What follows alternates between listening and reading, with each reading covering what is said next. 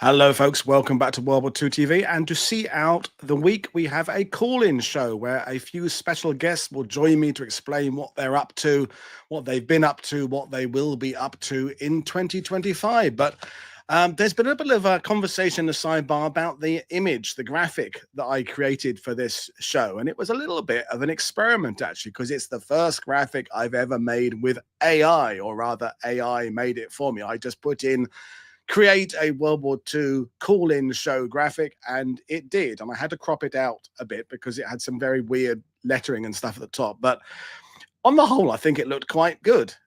But as people said, there was no blackout in place. And why is the microphone so big? But it was sort of a test really to see whether people would notice that it was an image created by AI, because that is going to be a subject that is going to be on everybody's lips over the next couple of years as it creeps into our world of history. So, well, here we are. We have various guests coming on. My first guest will be joining me hopefully in about 10 minutes. My second guest is already in the waiting room. But before I kind of talk about the guests, I want to talk about what may be happening with World War II TV over the next few weeks. Won't dwell on this very much, but I have family issues in England, so I will be popping back next week. I may be going back again at various times. It comes to us all. It's those situations that come with elderly parents. But I'm not going to dwell on it. But there will be some possible changes to scheduling over the next few weeks and months. But anyway, there we are. And Brad is in the side, but he's on later on as well. So one of the things I want to kind of talk about before I bring my first guest in is the perennial topic of where World War II TV is going. And I will just reiterate how important it is that you guys support me. I'm just running the little banner now of the people who've signed up to become patrons in the last few weeks, because, and I'll get this out of the way, then we'll bring guests in, is that it's you that I am, because of you, I'm able to do this. World War II TV doesn't get tens of thousands of views. We have JD in the sidebar, who is kind of YouTube World War II royalty. There's other YouTube creators who have massive, great views, creating often the shorter form content, brilliant short form content. But obviously the long form content is a little bit different. And I rely on you guys, because I'm never going to get the massive, massive, great hits and massive, great views, because we talk for, well, tonight it's going to be about 3 hours, or this afternoon, depending on where you are. So thank you to everybody who is supporting us, because this is the only way we're going to be able to keep on going with this kind of in-depth study. Now, today is going to be a bit different because my guests are only going to be chatting for 10 or 15 minutes, although most of them will be coming back on later on to elaborate on their projects. My first guest particularly will be coming back on sometime when his book is out. But it just gives us a bit of an opportunity to kind of let our hair down, metaphorically speaking, bring a few people in and talk about what people are up to this year. So that's where we're going to be going this year. We keep on with the long form content, but I need you guys to keep on supporting it. And with the discussion of AI creeping in, every time I speak to a new historian about the channel and people want to come on and they say, what are the viewing figures like, etc., etc. Some of them do. And you have to explain that, yes, you're not going to get millions of views when you come on World War II TV, but you will get views from people who buy books, people who engage in proper historical debate. The sidebar, you guys are incredible. I mean, I think if I wasn't even here, you'd be able to carry on and have a conversation without me. And I'm so grateful. And you can't believe how much positive feedback I get from my guests. Robert Hutton, who was on talking about Dudley Clark earlier. I got a message from Mark Milner today, whose new book is coming out. So the amazing Canadian historian. Tim Cook had a great time yesterday. So they appreciate coming on because we're not rushing through things. We're not doing things in a glossing over important aspects of history, although today we kind of are. So I will try and add links to all the people who are coming on to their projects, things as we go on. There are already some links in the description below, but I will add any I need to later on. But my first guest is waiting in the wings. So rather than me rambling, I might as well bring him in a couple minutes time. But in the meantime, before I bring him on, I just want to say again, thank you to you guys for supporting me. Thank you to the guests who take time out of their schedule to appear on this, because without guests, it would be nothing. Thank you for everybody who sends me suggestions of guests, suggestions of subjects. I'm looking forward to this year because 1945 is is kind of not the forgotten year, but it's the year when I think everybody assumes, well, the war's done and dusted. There's only going to be one winner of the race now. All the trials and tribulations of 1941, 42, 43 even are kind of behind us. So I think 45 people take it for granted. And on that subject, I'm going to bring in my first guest, Phil Craig, because his book that's going to be out very soon is on 1945. So good evening, Phil. How are you today? I'm very well. Thank you for inviting me. And I was just enjoying your opening comments. And you talk about a community of writers. Well, the book that I'm going to talk to you about and that I'm publishing this April partly grew out of that community. And loads of people that you've introduced me to, Paul. Robin Pryor. Yeah, what a great guy.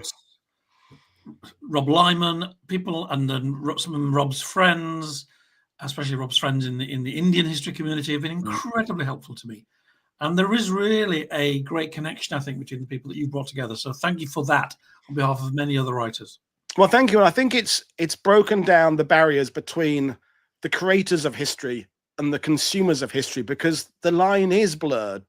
So many people have gone from watching World War II TV to appearing on World War II TV as, events like the We Have Ways Festival. People go there in their first year as a visitor, and then 2 years later, or even a year later, there they are up in the arsenal or in one of the tents presenting. I think that's one of the things that I think post-COVID, that those kind of barriers have come down, and this idea that you have to be an academic or you have to be some sort of level of fame as an author to be able to create a work about World War II, or indeed not just books, but content about World War II. It's like everybody can do it now. And I think we're all going to be better for it because it's more perspective. So I'll bring up your PowerPoint because you've sent a few images, and I have. So we're going to talk about your book. So The Reckoning, 1945. So firstly, but before you talk about the people that you're going to be introducing in the book, why did you think 1945 was deserving of a study? Well, it's the culmination of a trilogy. I'm going to spruik my own books, as Robin Pryor might say, great Australian word, spruik. Yeah. So I wrote this book 20 years ago, and it was rather successful, even though I say it myself. An attempt to capture 1940 with my friend Tim Clayton, and not just the military story of the Battle of Britain, which was at the heart of the book, but the Britain at that time, Britain, its allies, its intelligence, its politics, its culture. It was quite an ambitious book, even though I say it myself. Did quite well. So I followed it up with this, End of the Beginning. Now that's set in 1942. Another really important, the summer of 42. The focus is obviously, as you can see, the Desert War. So another really big pivot point. The story of what happened in the desert is at the center of the book, but there's also lots and lots of cultural, political maneuvering, and lots of imperial politics too. Britain's relationship with America is defined by the empire and different attitudes to the empire. And also the economic strains, even in 42, are beginning to show between the British and the Americans. So both of those earlier books try to catch a moment in time, a moment that I considered important. And I always wanted to do the final book in that trilogy. Now, Tim has moved on to other bigger and sometimes better things. I spent the last 15 years or so as a TV producer, which has been my main career. But 2 years ago, I talked to the publishers. They said, look, Phil, when are you going to finish this bloody trilogy? And they wanted me to, because the books were still selling, the earlier two. I have both of the earlier books, by the way, on my shelf. So yeah, they're both valued books in the old library there. Appreciate it. So I thought, right, I want to really get stuck into 1945. And if the Battle of Britain was the center of the first book, the Desert War the second, I wanted this to be about the empire and about India and about the Far East. Obviously, there's so much more going on in 1945. And I had to cut lots of stuff out. Any writer will tell you that it's the editing and the throwing away material that you've worked on is the hardest bit. But I have thrown quite a lot out because I really wanted to boil it down to the new world that people were fighting for. What was that new world, especially to a country like Britain with its empire? Because imperial politics had defined many of the relationships. And of course, with India and the critical importance of the Indian army, all of that was utterly conditioned by what are the British going to do now? Should we still fight for them? And at the heart of my book really is an intercut, I think, between two different powerful Indian characters, one who stayed loyal to Britain and one who didn't. And this is the first of them. And this is an amazing guy. I've come to know him. That picture came to me on Christmas Eve from his grandson.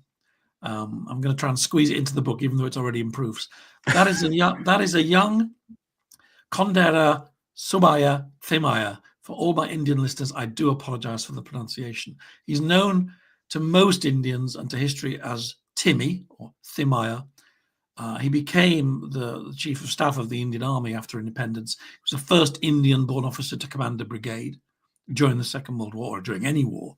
A completely very, very important figure in Indian military and political history. And guess what? His brother follows another man we'll see in a minute, Subhas Chandra Bose. Though that's Timmy in 1945, at the peak of his career. But Timmy's family is torn by this debate about empire and independence. And this is one of the big parts of the book that I wanted to explore. Not many British-based writers, I think, take that approach. We all naturally want to celebrate the great victories that happened in Europe, the end of the war against Hitler. I'm not going to gainsay any of that. But if you want to say something a bit different and a bit original and maybe a little bit controversial and challenging, thought-provoking, look east in 1945 at what's happening.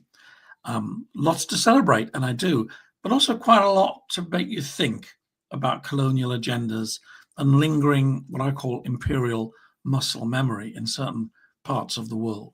And not controversial, but it's a difficult subject to bring up, because as soon as the word empire comes into any kind of social media tweet, everybody reacts in one of two kind of very binary ways about it. I'm thinking about how you even manage to conclude a book, because 45 morphs into 46 and 47 and 48 and 49, and how you kind of make a cutoff point, I can't possibly imagine, because everything carried on.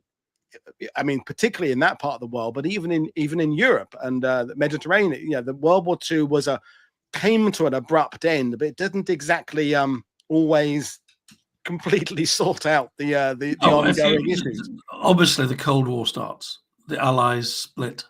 Europe is divided. Allies become enemies. In terms of the colonial world, the great ambitions of the Atlantic Charter of 1941, where Churchill and Roosevelt speak about a world really without empires, where people will have self-determination, an awful lot of that we pull back from. And not just the British, the Americans too, and certainly other colonial powers, the French and the Dutch, very much so. And that's also very much part of the book. But let's stick to the pictures, because I know we haven't got all day. That's Timaya as he gets older in 45. And this is the big one of his big battles. I love this propaganda. It's a newspaper kind of collage. And this is where he fights with his Indian brigade that he commands. As I say, he's the first Indian-born officer to command a brigade alongside the British commandos. And I put it as the opening story of the book, because in a sense it shows you the British Army in India and Burma at that time. It's recovered from many early disappointments. It's got great new leadership. It's got terrific rapport between units from very different cultures and nations. It's got great use of technology, and it's on a roll. And yet, as I explained a little bit earlier, Timmy's own brother, the man commanding this very operation, is fighting effectively for the Japanese. Well, he's fighting for a free India under Subhas Chandra Bose. But at this stage, both Timmy and his brother think they're fighting for a free India, but they've chosen different allies, very different allies, and different approaches. And that's really fascinating, I think. It is. I mean, the contradiction of what is freedom, and it's that old adage of one person's freedom fighter is another person's terrorist, isn't it? It's all about points of view and perceptions of what's going on around you, and India and what's happening there kind of personifies that dilemma. We talked about it with a guest a couple of weeks ago with about her parents that were from Layla. Layla, it was great. So again, through your podcast, I'm now in touch with her. She's great. She's amazing. Should we move on? Yeah, well, this is Bose. This is a young Bose from about, 1918. He becomes a radical, a leading nationalist. His life story, which I sort of intercut with Timmy's, certainly for the first half of the book. They both believe in independence, but they followed very different pathways. Timmy joins the army. Bose, who has the opportunity through his family and his talent to join the civil service of the Raj, turns his back on that, becomes a thorn in the side of the authorities, in and out of prison, He runs the Congress Party for a while. He's a sort of mainstream politician, but he's also tempted by some of the things he's seeing in Europe, both in the Soviet Union and in Germany, that nations need strong leaders, maybe with a military corps of young men in uniforms. So he's drawn to that sort of politics. But he's also an inspiring leader, becomes an international pinup. He's on the cover of Time magazine. He travels the world. He meets presidents. And he meets British politicians, both Conservative and Labour, and he's very much marked down as somebody who might one day be a post-colonial leader of India. In fact, you would probably have picked him for that in about 1938. But guess what happens? He really, really goes full-on pro-German. He's under house arrest. He escapes. He gets to Germany, and he basically identifies himself with the Nazis. And then later, he manages to travel very dramatically to Japan and becomes head of the Indian National Army, which is it's already started, but he makes it much bigger and more important. And he leads that organization, which in its military and political form becomes very, very powerful right across the Far East. It has branches in so many countries, really wherever Indian expatriates live, which is everywhere. So he's a really important man. And what's interesting, actually, and I do get into this in the book, is in the India of today, this man Bose, who runs a military campaign that by any standards is a disaster, he is more revered as a creator of independence than Timmy, who I just showed you. Even though Timmy, friend of the Nero family, passionate about independence, fights off the Japanese, militarist, another empire, let's be honest. Many people know about him, but Bose, you fly to Calcutta, they name the airport for this guy. Wow. This guy who was friends with the Nazis, who justified what the Nazis did, who went to Nanking, and if you know anything about what happened in Nanking, and spoke about Asian brotherhood in Nanking, a city where Asians had slaughtered other Asians in ways we couldn't even discuss on this podcast. And he threw himself in with the Japanese, and I explained why. And I'm not, hopefully not presenting a very kind of cardboard cutout version of Bose. Many people who've read the book, actually, Indian friends, have said I'm rather sympathetic to him. Although in the end, I think he did make the wrong decision. But that's the dynamic between him and Timmy. The official Indian Army and the Indian National Army is a big part of the book. Well, no, I'm looking forward to it now. I mean, you sent me the manuscript. I haven't dived in yet because I have so many manuscripts sent and so little time. But I will dive into it at some point. I understand that. Well, this is all of my books have basically tried to tell the story through 8 or 9 characters. Yeah. And this is somebody if it's possible to fall in love with somebody who you've never met and who's been dead 20 years before you came across her, I think I fall in love with this woman. This is Angela Noblet, of age about 23, just before she went out to India to be a nurse in the campaign. I've got to know her family. I got her diaries. She's an amazing character. Her perception, a very modern perception through her diaries on India, what's happening in the war, the work she does with people of all races and backgrounds, her interest in Indian politics. She's a really great character. And the heart of these books, and all the previous ones, I'd met the participants because these were done when you could meet lots and lots of veterans. And now they're really fading away. I think I only met one person in the flesh in this new book. So you have to find what we call secondary sources. Hopefully they're original. They're people that most people haven't heard of. It's quite fresh.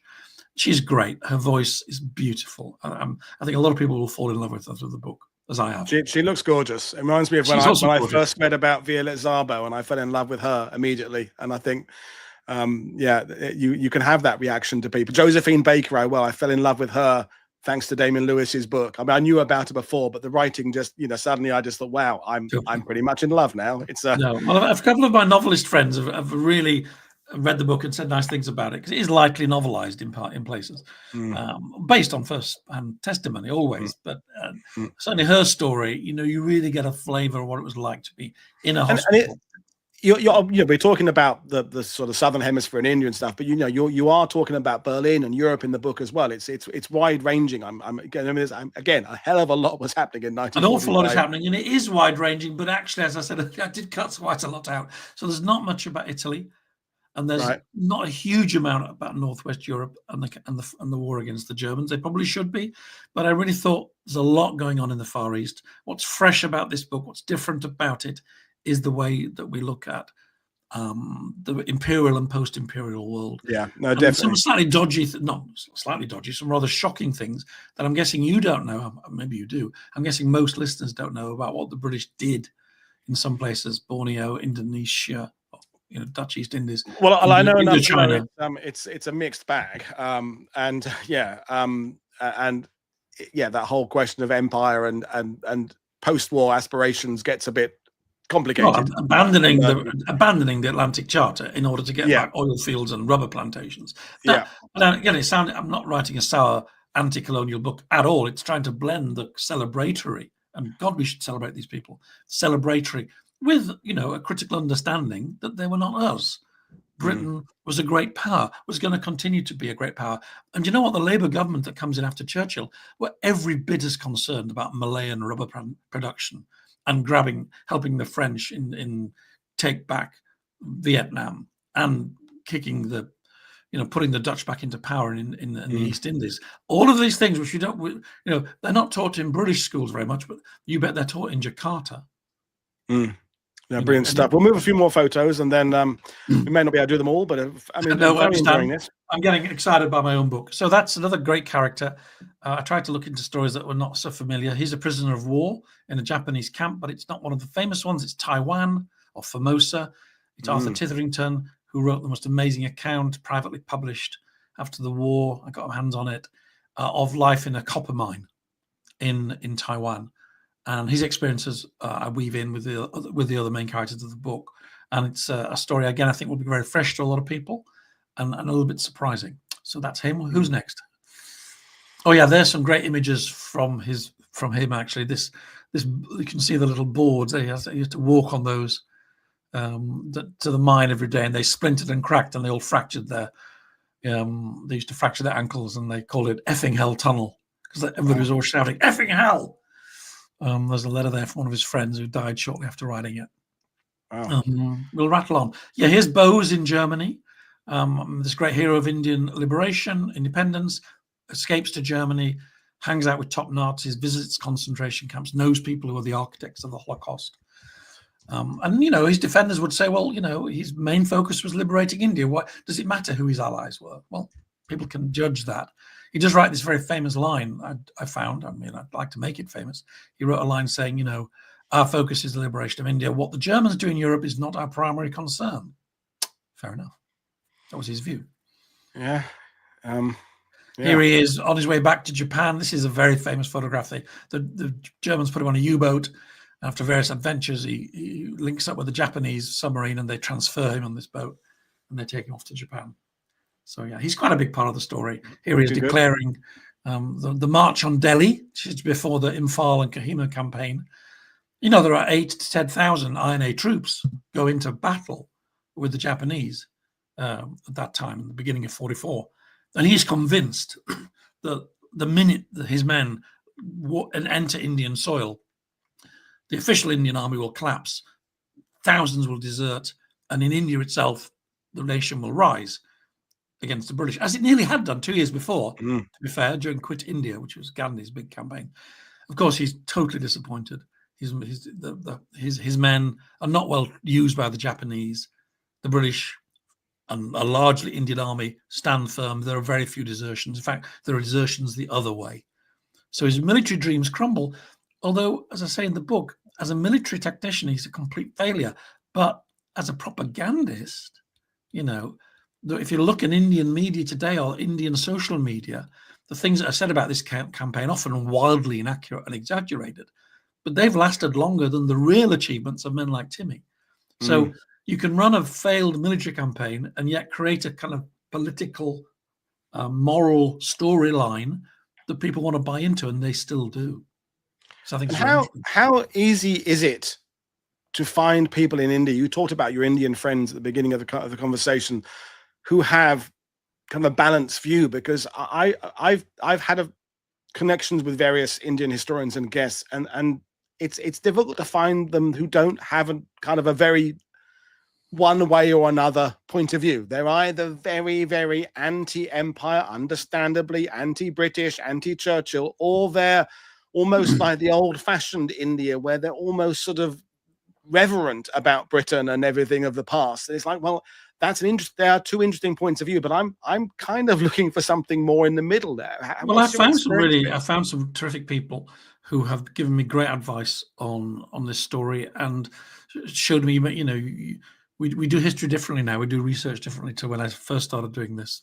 Twitter's been amazingly helpful. I found people, often through Rob Lyman, who have looked over the manuscript, made suggestions, offered new ideas, new perspectives. I think within the academic world of India, there are quite a lot of people who pursue a balanced view, actually. The more political you get, and I'm afraid also the younger you get, the more you get people saying, the Indian army was just a bunch of mercenaries. Bose was a hero. Everything he did was justified. And there's a lot of that. And if you put anything online, as I have, even tentatively, you get swamped by this stuff because, a lot of people around Modi, the Hindu nationalists around Modi, they revere Bose. They opened schools to him, put up statues to him. Although, ironically, he wasn't a sectarian politician. You can say many bad things about Bose, and I do. But actually, he was very, very keen to bind the communities of India together. And that was one of the good things about him as a politician, actually. Here's one of his posters telling people to, do the right thing. Gandhi and Bose fell out spectacularly, but they still used him in the propaganda. The Indian Independence League, that was his political organization that supported the Indian National Army. But as they went into battle, I think the next picture might show them all surrendering. Oh no, sorry. This is an example of why things actually went wrong for Bose. Early in the Imphal Kohima campaign, they come across these young men from Assam. And it's a famous battle, and it's Rob Lyman recreates the walk every now and again, well, every year actually, with Charlotte Carty. And this is Lieutenant Colonel Felix Bruno Brown, and he led these men. And you'd think if anybody's going to desert to Bose, it'll be these young men. Why are they fighting for the British? The British had almost no role in their lives. Why are they going to face this Japanese army with these Indian associates telling them the time has come for freedom? Why would they? But they do. They follow this man Brown. Maybe it's because he was an inspiring leader. Maybe it was just a well-founded fear of the Japanese. Or maybe it was just, who are you coming into our country telling us what to do? Proud people from mountain villages. But that story in the very beginning of that campaign sets the tone, because these men from Assam, they fight like tigers and they do this amazing march, and then they dig in and they're absolutely in the heart of the battles that basically break the Japanese army, the invasion army, and really breaks the INA. Because by the end of that campaign, the INA is kind of all over the place. And Bose's military dreams have evaporated.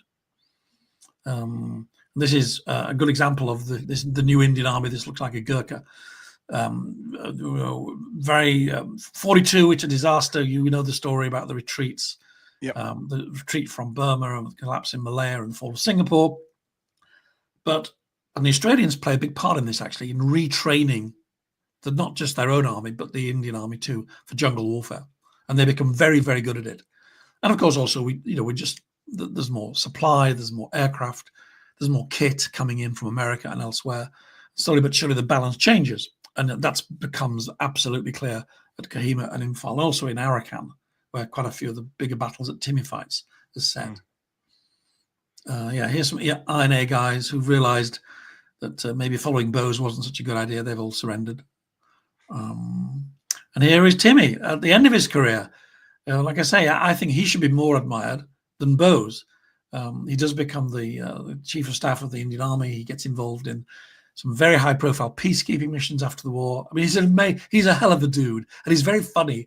And one of the other things about the book that I love, hope that's a chapter title, A Hell of a Dude, chapter 14. It should be, because he's a great character. And the Indian Army has this unique culture.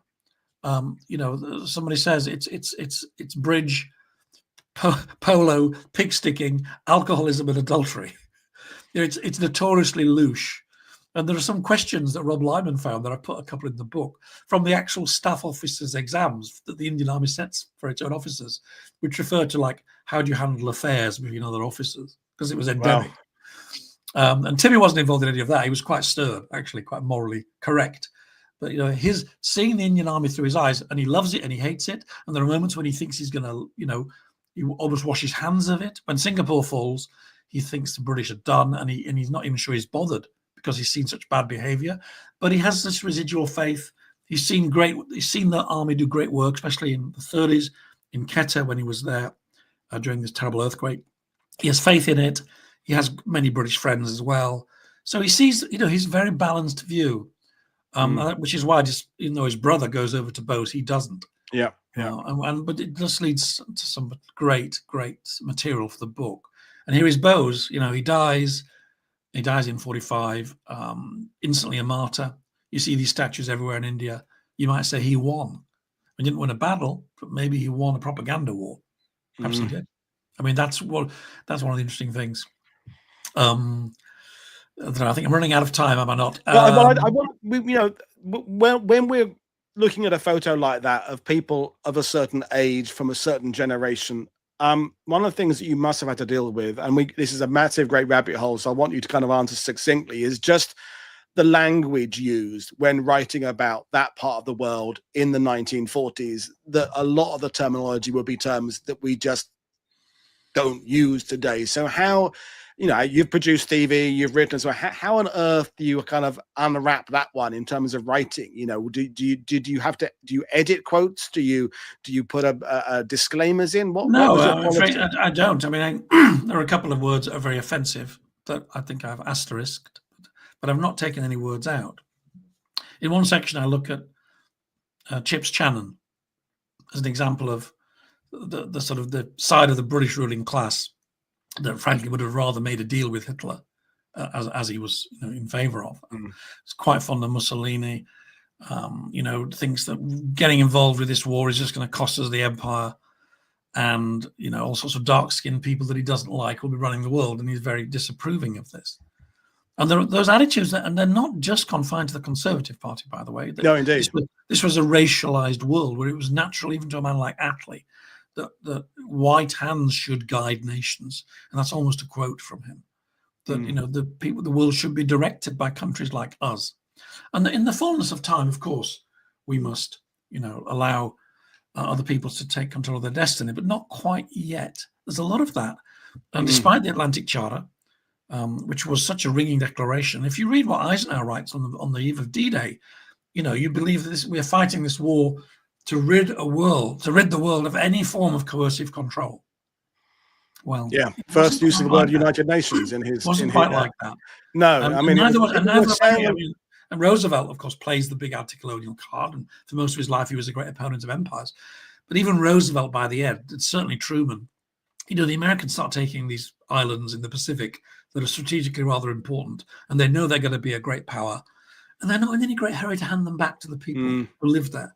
So that America also backs away from some of these bold claims. And, I just think digging into all this is really interesting. Well, you've done a fantastic job kind of getting us all excited about this, and we'll invite you back when it's out in April to do a that'll be great.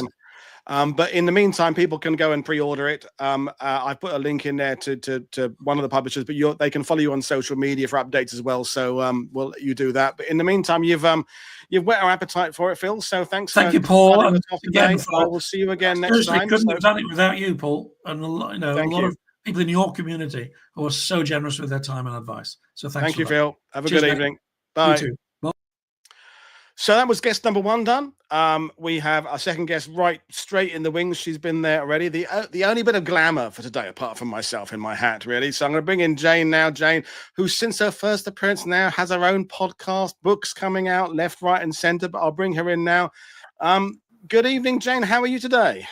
Good evening, Paul. I'm very well, thank you. Great to be here. That was quite a tough act to follow, though. That was really impressive from Phil. Well, if anyone can do it, you can do it. Such an interesting topic. Yeah, absolutely. Yeah. So life has changed a lot since I was last on the show. So yeah, all for the good though. So I've got a couple of exciting projects coming up. First one I'm going to talk about tonight is Invisible Campaign, which will finally be out in February after being delayed numerous times for various different reasons. I've done my bit. It was written back in June, but you know how it is with publishers, etc. So it should finally be out in February. So I'm really excited about it.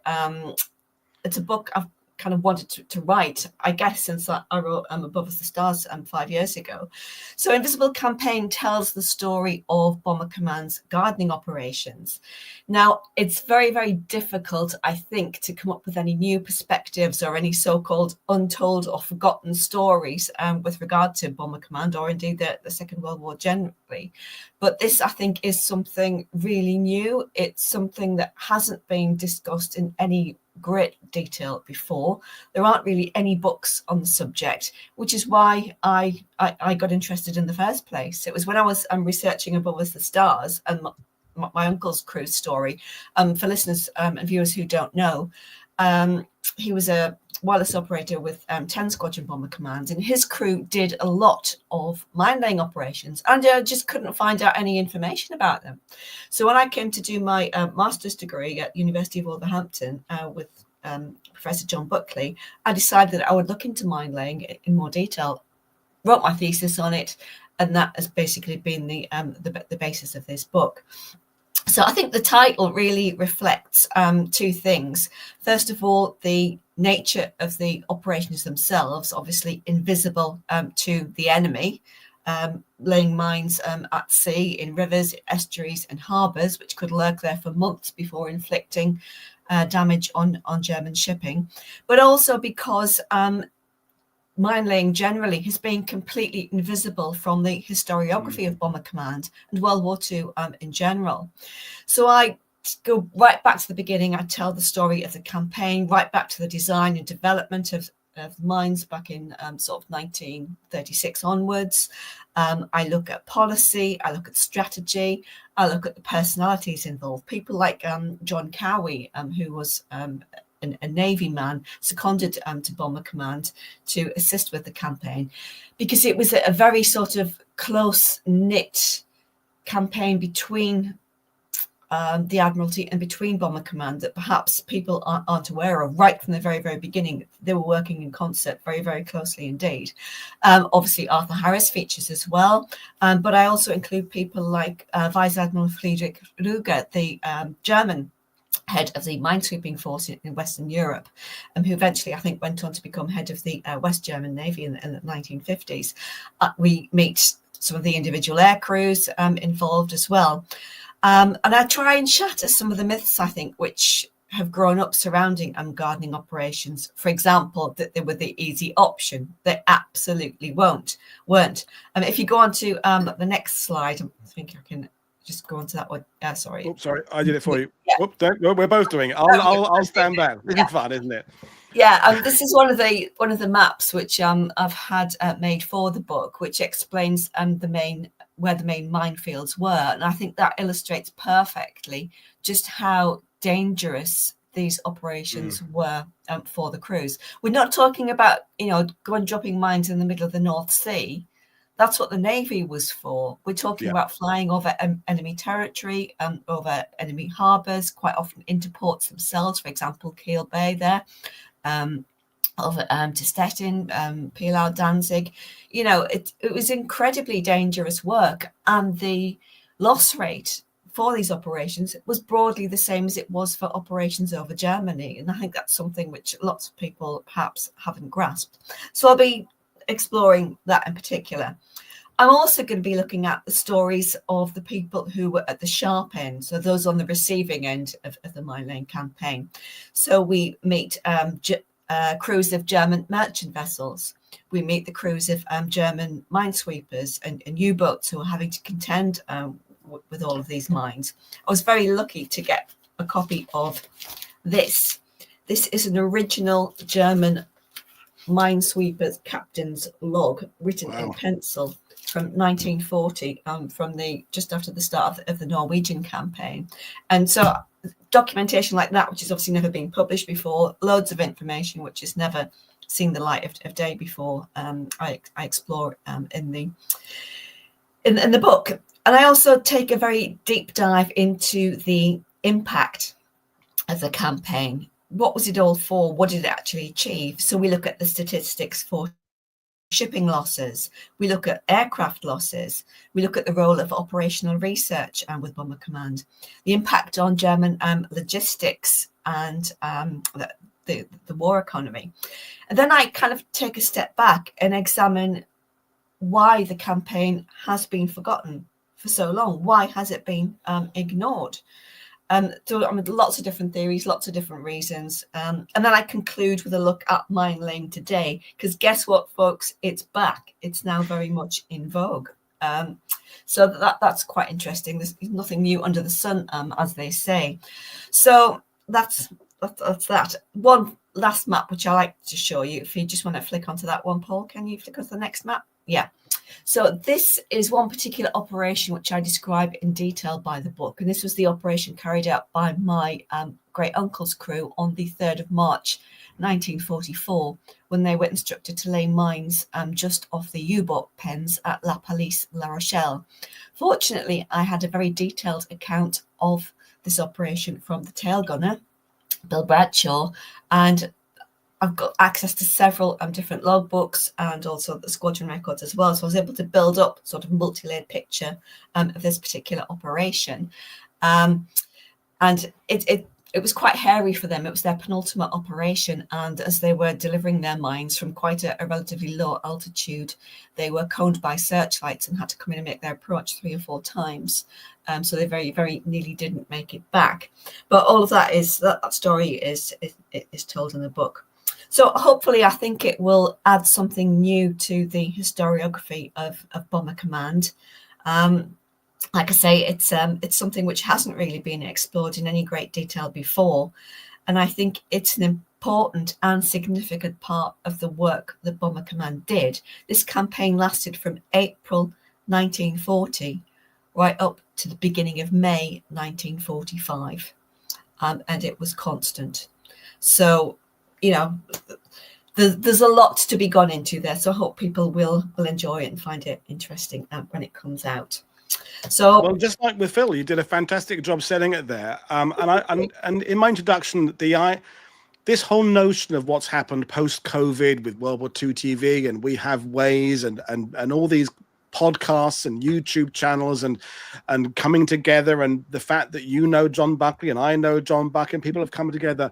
I think if ever there's an era where a book on a subject that isn't the first thing you think of about RAF Bomber Command would be successful in, this is the era for it, because there are, we know from those festivals, we know from this channel that people are interested more than just Dresden, the dams, the perennial favorites that get talked about.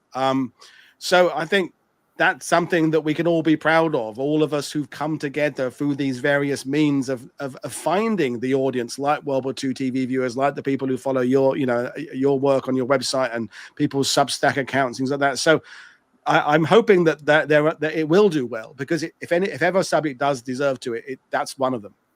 Thank you. Yeah. Well, as I say, none of this would have happened without this community, without the We Have Ways community, because that's what all kind of prompted me to do my master's degree at Wolverhampton. And then obviously that's led on to other things as well. So yeah, it's all been an absolute revelation. I'm so grateful to everyone who I've sort of come across over the last 5 years or so, who sort of contributed to this journey. Really, it's been fantastic. And tell us, for those who don't know, you and James Jeffries run the Nevermind the Dam Busters podcast. You're up to, was it 29, 30 pods or something now? 30 episodes, yeah. Episode 30 comes out tomorrow, yeah. Okay, so what was the idea behind that? I mean, obviously the name is, you're playing on the Dam Busters fame, but you're saying there's other things going on as well. So for those who don't know about it, if you had to give a 2-minute advert for the podcast, what would you say? Right. The Dam Busters is one of my favourite films of all time. Don't get me wrong, I absolutely love it. It was an incredible operation, etc., etc. But there's so much more to Bomber Command than the Dam Busters, than Dresden. And we wanted to tell some of those stories in the podcast. So we wanted to look at things like rearmament in the 1930s. We want to look at production of bombers. We want to tell the story of, various missions in operations which never got talked about. We want to look at training and all the sort of horrendous losses which occurred during training as well. There were 56,000 guys killed in Bomber Command, and we Yeah. want to share their stories as well. You know, not just those who perished in Operation Chastise. And I think as well, we want to sort of gather stories from listeners, allow them to share their family's experiences as well. And we want people to put questions and stuff. We don't know everything. It's as much a learning journey for us as it is for everyone else. And it's something that we've really, really enjoyed doing. It's such an enormous topic. And that's it's never like anything. When people say to me, "Oh, you must have running out of subjects." No, I mean, and even with something that seems narrow like Bomber Command, I mean, of the episodes I listened to recently, I thought the Auschwitz one, the whether or not with Waitman was incredible, and I love when Dan comes on and talks about the moral fiber and the PTSD kind of aspects as well, and just the human endurance of flying in canvas pencils at 15,000 feet or whatever it would be, so that you can do with a pod in one show what wouldn't necessarily warrant an entire book over 5 years, but you can kind of bring that subject in and get people talking about it, and then kind of leave it and come back to it later on. And so it's a very pods are a fantastic opportunity to kind of, in a sense, test the water about what people are interested in, and you should be very proud, you and James, of what you've been doing. I'll be seeing James next week. I'm going to Colchester, so I'll be having a beer or two with James. So that'll be good. Yeah, we've really enjoyed doing it, actually. It's been fantastic. A very steep learning curve, and I have to say the later episodes are definitely better than the first ones. Now that I actually have to work all the tech, but yeah, it's great. Yeah, I'm really enjoying doing it, and I know James is too. So we're really, really grateful for everyone's support and everyone who's listened. Well, I will say goodbye in a minute, but I've put the link to Jane's website in the description below, where you can find out about all your books. It's now, because now I can say all your books. There was a point when it was one book, and now it's all your books and projects. It's amazing, as you say, how things change over a few years. And you're known as Mrs. Halifax or Ms. Halifax on the internet, yeah. Which is That's all been a bit mad, yeah. But you're doing a fantastic job. Yeah. So thank you very much. So thank you very much for joining me, Jane, and I will bring my next guest in. So see you next time, Jane. Bye. Thanks. Bye, everyone. Thank you. So on my next guest, I've got 3 guests waiting in the wings. They'll all be coming on at various points, but my next one is a last-minute fill-in gap. So hopefully he hasn't had time to oil the chair, because we do like it when Neil has a nice squeaky chair to add expert opinion. And Niall Cherry. So Neil's been on several times on the channel talking about mostly British Airborne, although we are planning a show where he's going to talk about his experiences visiting the Death Railway out in the Far East. So kind of typical of what Phil was talking about. Well, I'll bring Neil in, then it's Brad, and then Chris later on. So Neil, good evening, sir. How are you doing? Well, thank you. Well, yes, totally. No slides, nothing prepared. You ask me a question, we'll chat. Well, again, so thanks for stepping in. So one of the things I thought I'd ask you about is that, like myself, Neil, you've been doing it a few years. You've been touring the battlefield, visiting the battlefields. You've written, you've met veterans, you've done all that stuff now. But I wanted to ask you about how you see the next chapter going. That you can remember all those occasions, traveling with Arnhem veterans, traveling with veterans who fought here, there, and everywhere. Those days are coming to an end. Writing is going to be different. Phil said earlier about the fact his first book, he was able to go and speak to the people. Now he's doing secondary research. What's the Niall Cherry opinion on what era are we entering, and what are the goods about it? What are the pros? What are the cons? Good question, well put. As I often say on these occasions, I really think that we're going to have to obviously accept that all the veterans are dying off. Yeah. And the first down the counts, I mean, in theory, in my own personal opinion, was the days of actually speaking to a proper veteran and getting their side of the story ended about 20 years ago in my head, because they're all in their hundreds now, and those were 80s then, and they were already starting, I'm losing my marbles and I'm 65. So what am I going to be like in 15 years? I think the problem we have is, and this is only my personal opinion, like it or lump it, me, I talk exactly as I see it. With TV programs, for example, I seem to be relying a lot on speaking to the relatives, the sons and the daughters of the veterans. And I could see by your reaction, where I'm going with this. Yep. And that is very dangerous to me. You sit there and almost feel like you want to throw something at the TV when you hear, my dad did this, my dad did that, and you're thinking, well, he can't have done. Yeah. And I think the problem we've got then is the families have got a jaundiced view, rose-eyed spectacles of what their dad did or granddad did in the Second World War. And we're going to have to go, well, not me, but I think in theory, people are going to have to rely on more and more cross-checking, in my view, passing the mantle on. We're fortunate, if you like, that there are quite a lot of archives around there, like the Imperial War Museum, Duxford's, regimental museums that have got personal accounts from these people. But the danger, as I keep saying, is you have these, in my mind, if I was going to write another book now, and I've done it before with like the commando raids that we did, you literally had to go there and sit through writing down what the guy said and then try and cross-reference it to make sure that you couldn't, that it was true. Because if I may say, if you don't mind me saying so, I'm just going to go back to, I think we've already touched on this all those years ago on Operation Archery, when I listened at the Imperial War Museum Sound Archive to this officer from one of the commandos who said, oh yes, and the CO Durnford Slater told me to go down to the bank and destroy all the notes. When I got there was an Englishman running the bank in there. And I thought, this is ludicrous, isn't it? Norway, 1941, invaded by the Germans. What's an Englishman doing running the bank? Yeah. And I thought, great story. And then in the afternoon, same day, I've never forgotten this, gone to the photo archive at the Imperial War Museum, and there is a photo of Durnford Slater with the bank manager on the ship coming back because he was English. So you've got to, things like that, checking against the war diary. And that's the way I see the future going. Because I think, and I did see someone pop up with a comment, did they, that what the families say you need to check very, very thoroughly. Yeah. No, I mean, I had this conversation with Tim Cook last night, the Canadian historian. We were talking about this thing about the next chapter and how I didn't predict that TV producers and things would go to asking the children. I thought they were going, the veterans aren't here, let's go to historians. Let's go to the regimental historian.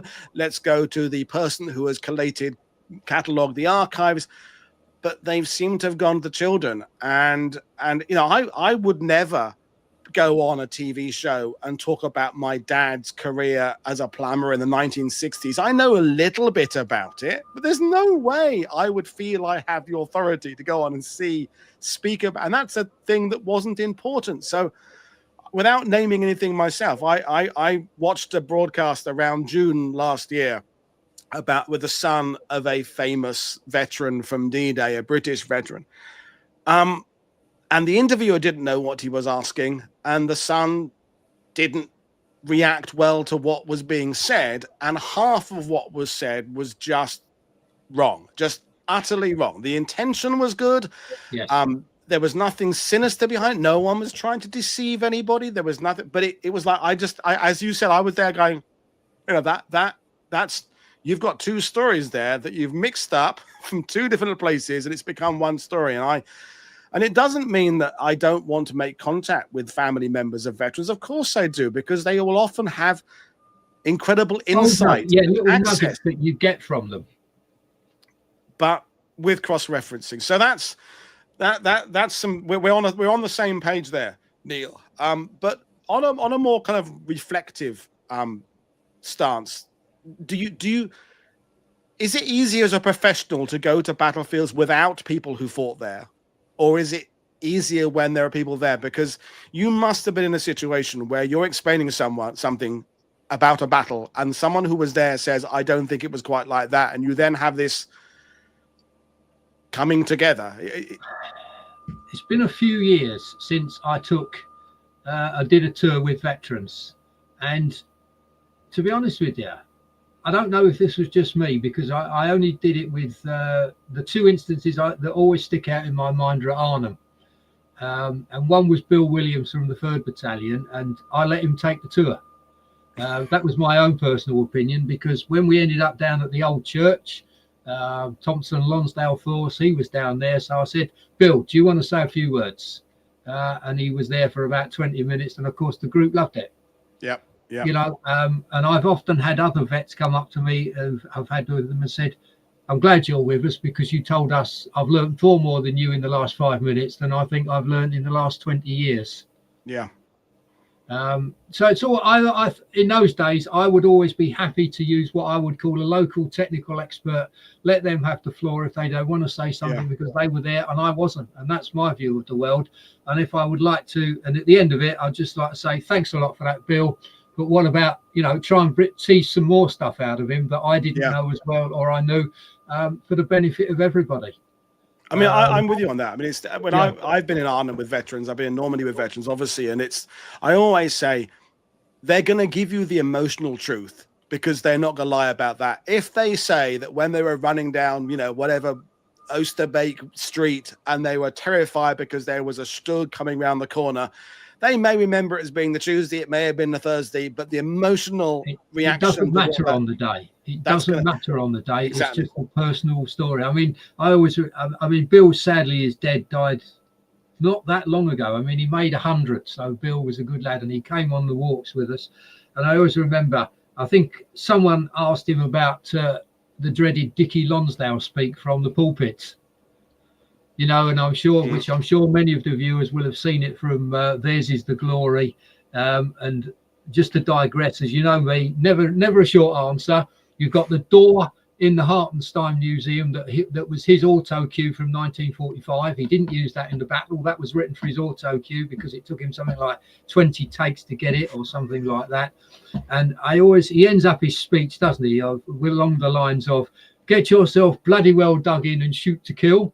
Yeah. And I always remember Bill talking about that, and he sort of said, I won't swear, but it was like, what the hell do you think we've been doing for the last 3 days if we're not shooting to kill? You know, I mean, it was all a bit of a laugh, but those are the little things that don't often come out in like a professional, in a book, shall we say? Yeah.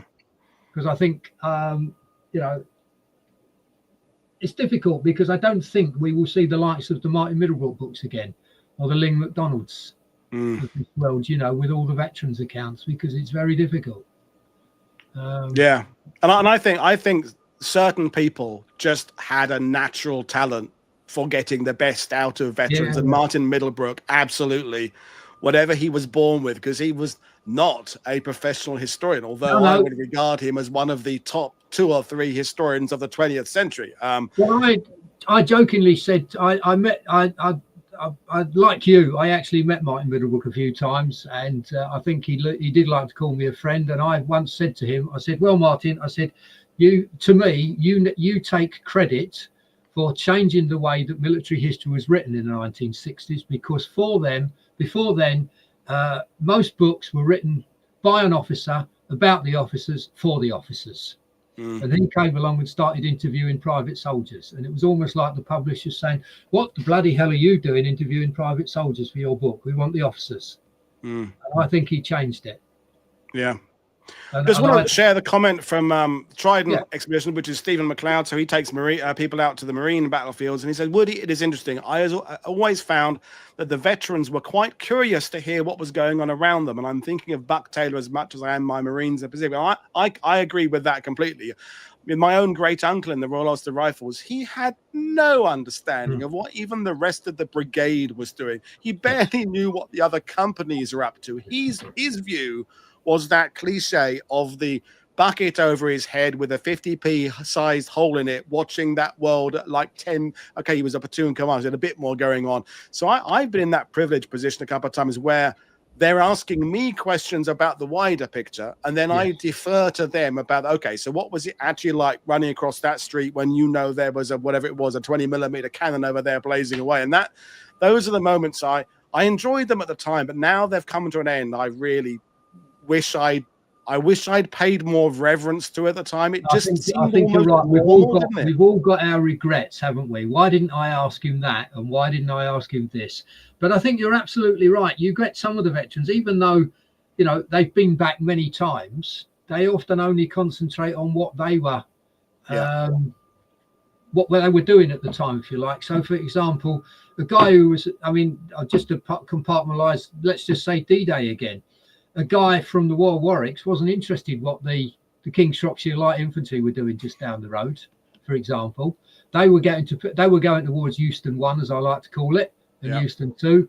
And the King's Shropshires were off to Bayeux, so their stories would never get known realistically.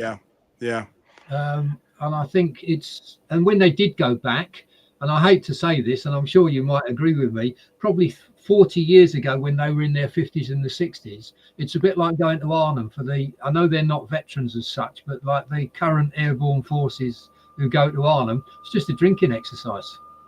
Yeah, I mean, not that there's anything necessarily wrong with that in principle. No. Some of my best experiences with veterans have been over a few sherbets.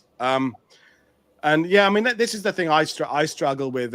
Mag, my other half, does amazing work with the Best Defense Foundation, bringing veterans over. But as you say, they're in their late 90s and 100s. It's a very different process, a very different experience to when I was pretty much climbing through barbed wire fences, going across fields with veterans 20, 30 years ago. I think this is where the MG42 was, or that must have been the brow of the hill where Colonel so-and-so copped it, whatever it would be. And I think now that I'm saying that, what you said about why would we assume that next of kin have any ability to convey the experience of someone who actually was running across it? I mean, it came up in the sidebar. They've probably never even been to the battlefields as well. Yeah. I mean, Dennis said it yesterday, because we talked about it with Tim Cook yesterday. I think Woody hinted at it previously that the grandkids might be better sources. They weren't so influenced by personal and flawed memories and are more adept to online research. I think that's definitely something. They're the ones, you probably find that with Ledger. They're the ones coming with the war diary all printed out as a PDF, and they say, there you are, Neil, here's the so-and-so war diary of, and you go, wow. Whereas the next of kin directly wouldn't have thought that, but grandkids. It does vary from, listen, I've had, as you might imagine, I've had a few embarrassing moments on tours, and I've had some greater moments on tours. You get the odd person who comes along, daughters or what have you, said, my dad brought me here when I was 20. I've brought my sons with them now, they're 20, and we've got all we've got is he was in here somewhere and he was in the Royal, let's just pick out the Royal Ulster Rifles or something like that, or you get the other ones and you do your best to fit them into the narrative of the 3rd Infantry Division. So we say landed on Sword Beach, Royal Ulster Rifles. And then you get the other side of the coin where they really, really want to know. They've got his service records from the MOD / National Archive. They bought the war diary with them and they've got photos, and they're the sort of people that they've kindly, over the years, I've had quite a few, let them take copies, and I will even get them. I say, thank you very much. I don't often tell them, one of our little classics, we'll be standing there on Swords Beach, and I said, right, ladies and gentlemen, I'd like to now introduce Margaret, who's agreed to do the talk about her dad on Swords Beach. With no notice, and I do warn them, but you get people like, blokes whose dads were on the ships and they've got stories about firing on the beaches. And those are, the right ship, because I know that one was out there in the bay, and then you go the other side of the coin. The other side of the coin is, and I hate to say this, especially with me, because obviously people know me as inverted. I'll never use these words, but other people use them with me, Mr. Airborne. They come up to you and said, oh, my dad or my granddad did both D-Day and Arnhem. And you look at him, you say, he was a glider pilot, was he? No, he was in the parachute regiment. And then and unfortunately, it's very, I think I've said this to you before, certainly on live, because I'm a volunteer helper at Duxford. I've got a spreadsheet of the Ringway course lists, and I go through it and I look for them and I say, well, there's no record of the bloke with that name doing a parachute course at Ringway in the Second World War. Suggest you go and apply for service records. Or on the other side, you come out and they say, found him, here he is, he did course number whatever, and he was posted to number 3 Parachute Squadron Royal Engineers, etc., etc. Very, very, the relatives are sometimes a tour guide and even a researcher's worst enemy sometimes. But on the other hand, they can be your friend, and other times it can be very difficult.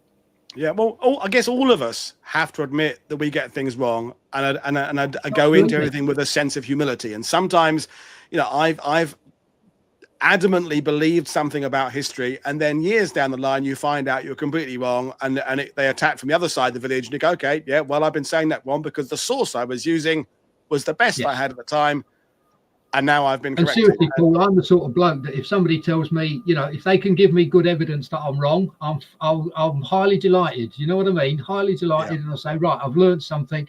Thank you very much. I stand corrected. That is what will change the story, because you've now proved to me that I was wrong. I don't have a problem with that. Rather, no, exactly. I mean, it's. And you know, the wider subject is what is right and wrong, and that we can say that the Horsa glider has a certain wingspan, and as you can say, there are lists of people there, but interpretations, whether someone is a good commander or a bad commander, you as you must have done, you can speak to the same people from the same platoon, and one will say, oh yes, Lieutenant Smith, he was the greatest soldier I ever served, and the other guy will say, no, he wasn't, he was awful. What's the truth? The truth is they're both true, but they have different points of view, and that's, I think, the whole. That's the. I remember. I'm going to name drop now. I was outside the Dead Man's Corner Museum in Normandy with Wild Bill Garnier and his missing leg from Easy Company, and we were talking about Bloody Gulch and Carrington. He said, and it's one of those things I'll never forget. He said, Paul, he said, every soldier thinks they're in the muddiest foxhole, with the most shells flying over their heads, with the most tanks in front of them, with the most vicious enemy soldiers attacking them. It's your job, he said, and the historians to actually assess it analytically. And if you tell me, he said, that we weren't receiving as much on that particular day as another company down the road, I'll buy it, he said, because you've done the work, and I was there, but I didn't have that perception. And I thought, bloody hell, Bill, that's incredibly wise word for someone to admit that his perception was unique and he was there, but he could be wrong about the, should we say, the level of threat. Yes. And I've got to say can I give you a totally off piste, and I don't think even you are aware of this. Obviously, you might be aware that I went down the Falklands last year with a good friend of mine, and we spent 3 days up on, 2.5 days up on Mount Longdon, writing about his platoon's actions. Well, we've written the book. It's going to be out in a few months' time. And in the front of it, basically, we say something like, you know, this is my perception of what happened there. Somebody 5 yards from me might have had a completely different perception, but it's my story, not yours. Yeah. And I think that goes for any single battle. There's a book on my shelf. It may have been self-published or limited by Bill Sefton, who I think was F Company 501st, 101st Airborne. And he called his book, It Was My War, and I'll remember it how I want to. I think he's a classic, he kind of opened it up with, you'll probably say I'm wrong. Other people who are there will say I'm wrong. They will challenge me about, it wasn't the Tuesday. Again, it wasn't the Tuesday, it was Thursday. But this is how I remember it. Yes. There you are. Treat it as that. And I thought that was, again, refreshingly honest to just say, you know, I may have got things wrong, but this is my war, and I'll remember it how I want to. Yes. Can't dispute that. I'm not sure how long we had. Couple minutes more. So just before, you know, obviously you do a lot of work with Ledger, so you're going to go to more battlefields. Is it the sort of same battlefields you're going to? Anything new? Obviously, with Falkland, you said there. I feel like I'm in a hamster in a wheel. I was last year. D-Day, Bulge, Arnhem, and 1 Dunkirk. This year, unashamed plug, Mr. Reed has given me, or is telling me, that I'm going on the Commando tour. Oh, nice. Which covers Dieppe, Saint-Nazaire, the U-boat pens at Lorient, the Saumur Tank Museum. A lot of driving, 7-day tour, and we end up in Normandy. Ben Main does that one, I think, doesn't he, as well? Yes, I'm going with Ben in April. Just lovely. Briefly. So obviously got a little bit of a background in that from striking back, and I've started doing a little bit of. I'm always doing my prep anyway, and I've just really. I knew there were a number of ECs awarded at Dieppe because I didn't really cover the Canadians in my book on there because it's Commando Airborne rate, and of course you've got the famous Padre Foote. He must be the only Padre to win a VC in the Second World War. Oh, that's a good question. The person who would know that is Ian Pegg, who's just written his book about chaplains, who was going to be on, but he's one of the ones who's got flu, who's not on. Right. But I'll have to Google that because I know there's a couple, at least won it in the Great War, but there's not many Padres who won a VC in the Second, shall we say. Someone will know. Someone will know Yes. that. But Well, it will be on the internet, as I say. Mr. Google will help us out with that. So, doing a bit of ledger, unashamed plug, if you don't mind me saying so. Me and Frog Barlow, who have, just to bore you briefly, he's the closest man you will ever get to a VC winner. His platoon sergeant in 1982 was Ian Mackay, last VC of the 20th century. So he took part in the action. Written a book coming out in there. We plan to do a few podcasts. And that's about it, really. Busy times as usual for me. Yeah, no, well, you're always busy. And Trevor Sheen is saying, any chance of you getting over to Tunisia again? Could I do Tunisia again? What you I mean? I don't know if it means come on and talk about it, or actually go there and do some more research, or both, I suppose. No. I'll give you a Martin John Waddy answer. No. Yes, I suppose so. If obviously, as Paul has alluded to, I think I've shot my bolt for this year till the end of the year, because I'm coming on. I've suggested to you a couple of days in March by email while you were on here about half an hour ago about obviously the Death Railway. I'm looking forward to it. As I said to you, I don't portray to be any sort of expert on the Death Railway. Just thought it might be nice for people who never get the chance to go. There's some. I don't want to say too much about the Death Railway, but certainly in the two cemeteries that I cover, or three cemeteries, two of them in Thailand, there are some really interesting casualties buried in there. Well, we'll do that in March. So, Neil, I'm going to say goodbye because I've got my next guest today. Thank you for stepping in. It's been fantastic talking to you, and I think we're on a very similar page about what we think about veterans in the future, and maybe we're too middle-aged and crusty and cynical and grumpy about it. Someone's going to take over. Somebody's going to have to take over from you and me one day, and we need to start training them properly, because I think that's all what it boils down to, is having a decent mentor. Yeah. I agree completely. So, Neil, cheers. Thank See you next time, my friend. Take care. Enjoyed it. I enjoyed that talk about the gardening, by the way, as well. That was good. Now, Jane is great. Yes. See you next time, Neil. Thanks. Bye. So we'll bring Brad in. So and then Chris is after that. So Brad, the next guest, Chris May, after Brad, you don't know. That's an interesting subject we're going to be talking about there, which we've never tackled before on World War II TV. I'll let you think about what it might be, but it involves all sorts of. He's laughing now at me behind the screen. Anyway, I'm going to bring in Brad now. So, Brad, OTD, military history. You're smiling. It's a new year. What are you up to, Brad? A lot, actually. Been doing a lot since kind of taking a fairly long break over the holidays there, New Year's, Christmas, all that good stuff. A ton on the go. A few other projects not really related to OTD, but World War II doing. And it's going to come up again in my own work, I hope, later on in the year, is looking at Indigenous members of the Royal Rifles of Canada who fought at Hong Kong.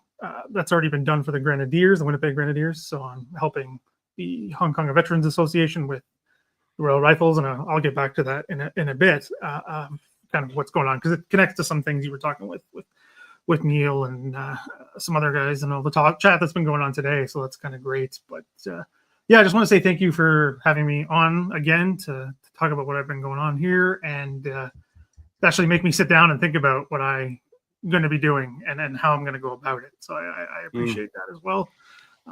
Having different ways of thinking about this, because the channel wasn't doing as well as I had hoped for most of 2024, but it looks like it's getting to a good point. So that's good. Good going. So I'm enjoying January that. Tends to be a good time, doesn't it? I mean, I was getting a bit despondent middle of last year, but as I said at the beginning of this, it's the long-term loyal support that I kind of focus on, not that, trying to reach impossible heights of millions of views. It's just, be part of your own race, I think, rather than trying to be part of someone else's race. But at the end of the day, we've all got to make a living. That's the other aspect, of course.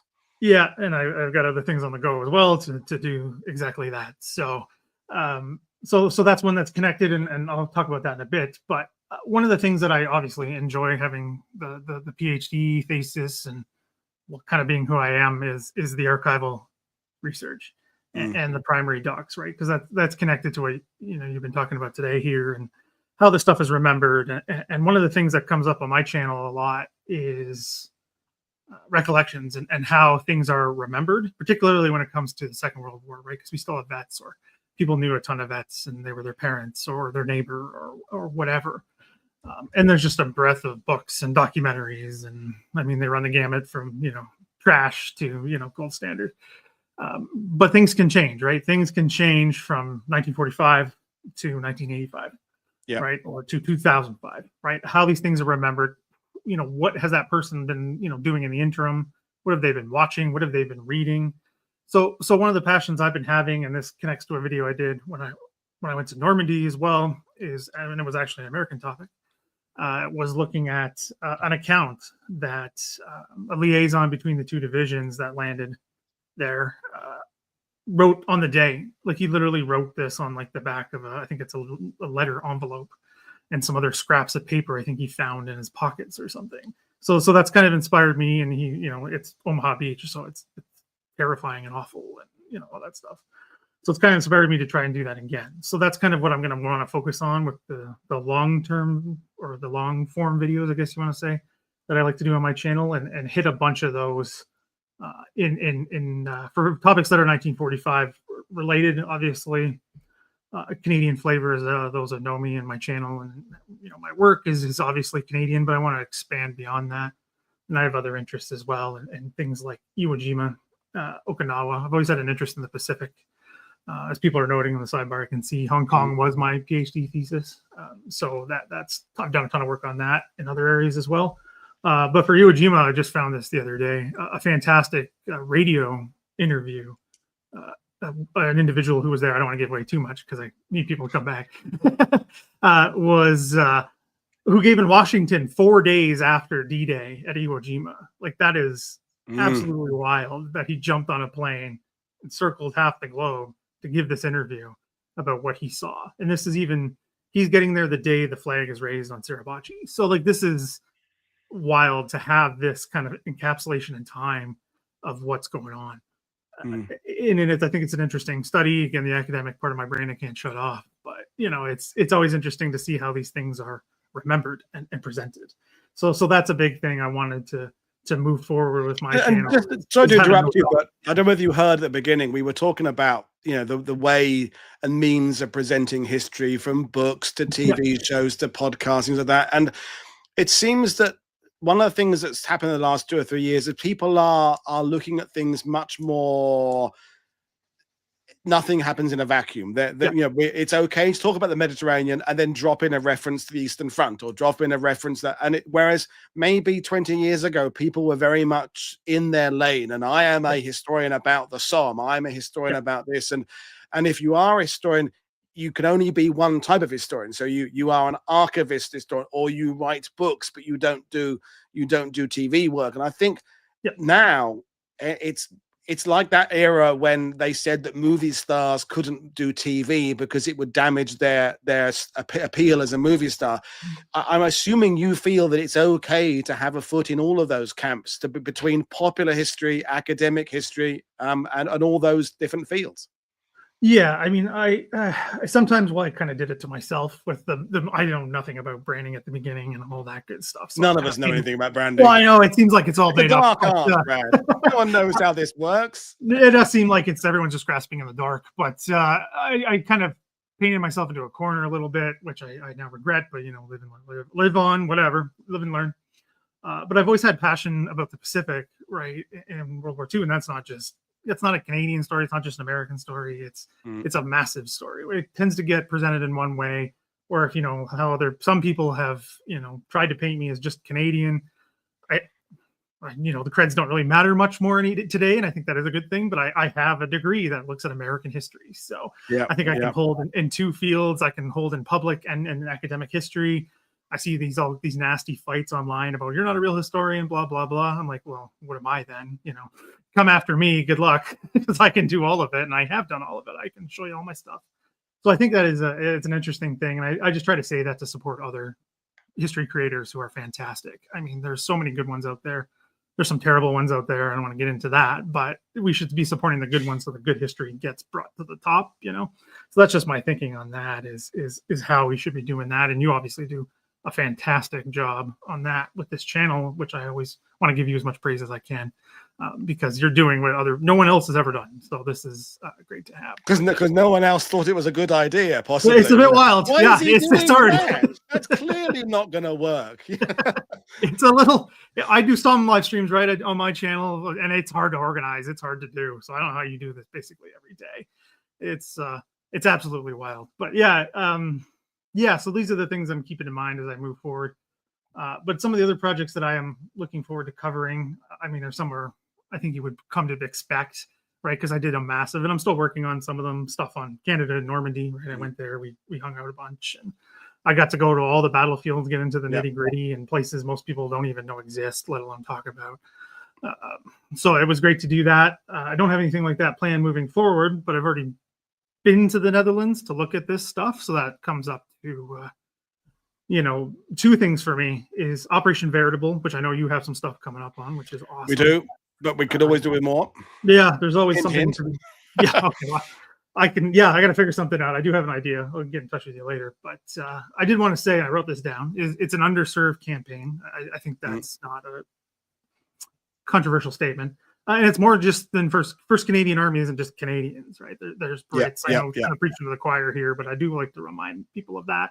The Americans get involved in it as well. So with their own part with Operation Grenade, it's a fascinating story to me, and I've been to that ground, and it's a great place to go. I mean, the people who live there now are fantastic, and it's a great place just to be. But just look at this campaign and how brutal it actually was, and you can see why. And again, don't have to tell you this, but juxtaposition of what a battlefield looks like today and what it was at the time is to me is utterly fascinating. One, Moylan Wood, which is a tiny little engagement, is now a golf course.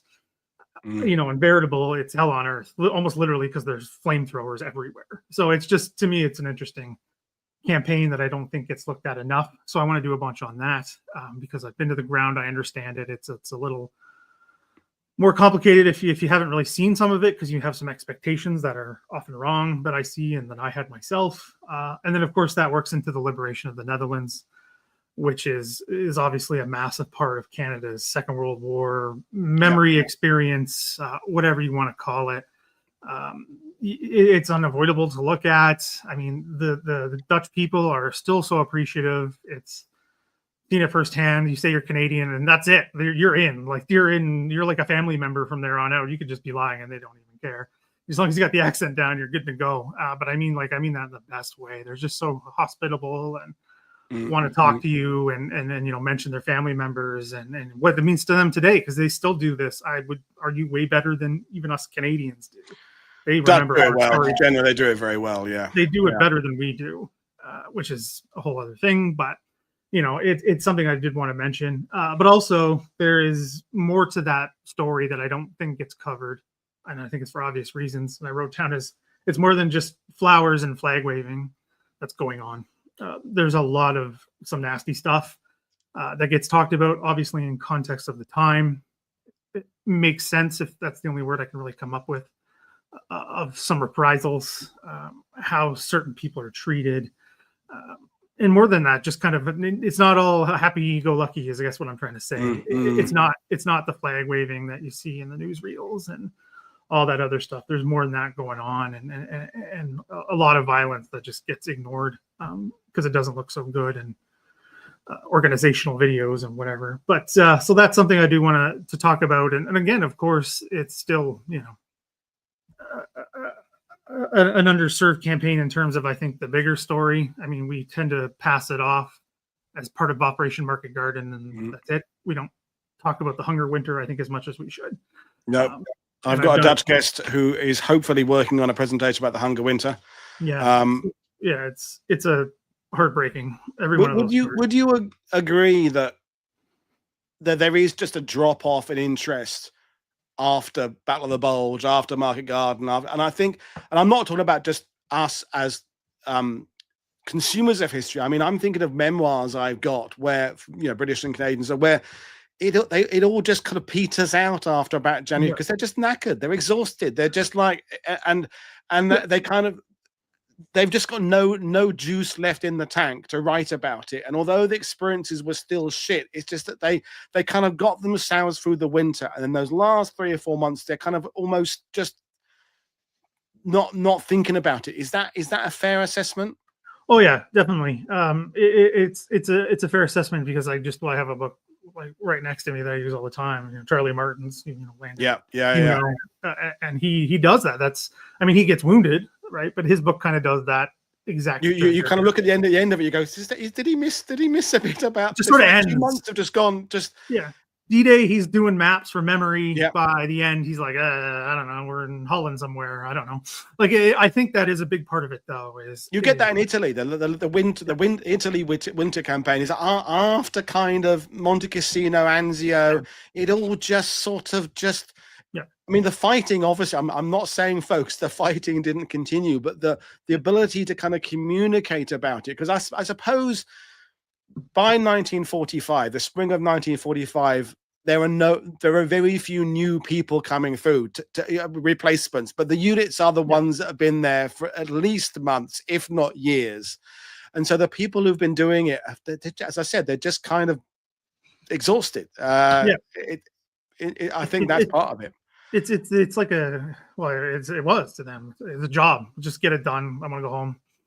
Yeah.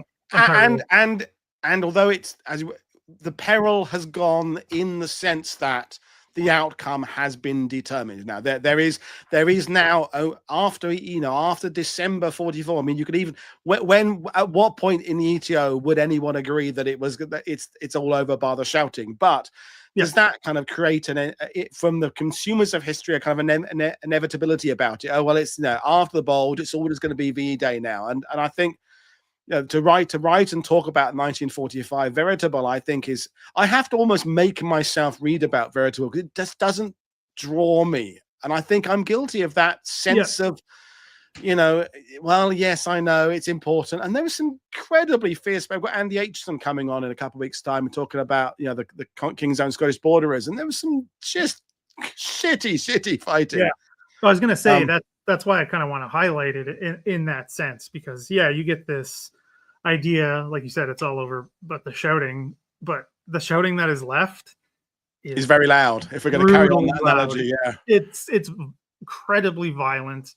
I mean, just in that little pocket on that part of the Rhineland, the German resistance, because some of them are paratroopers, and they are fighting like.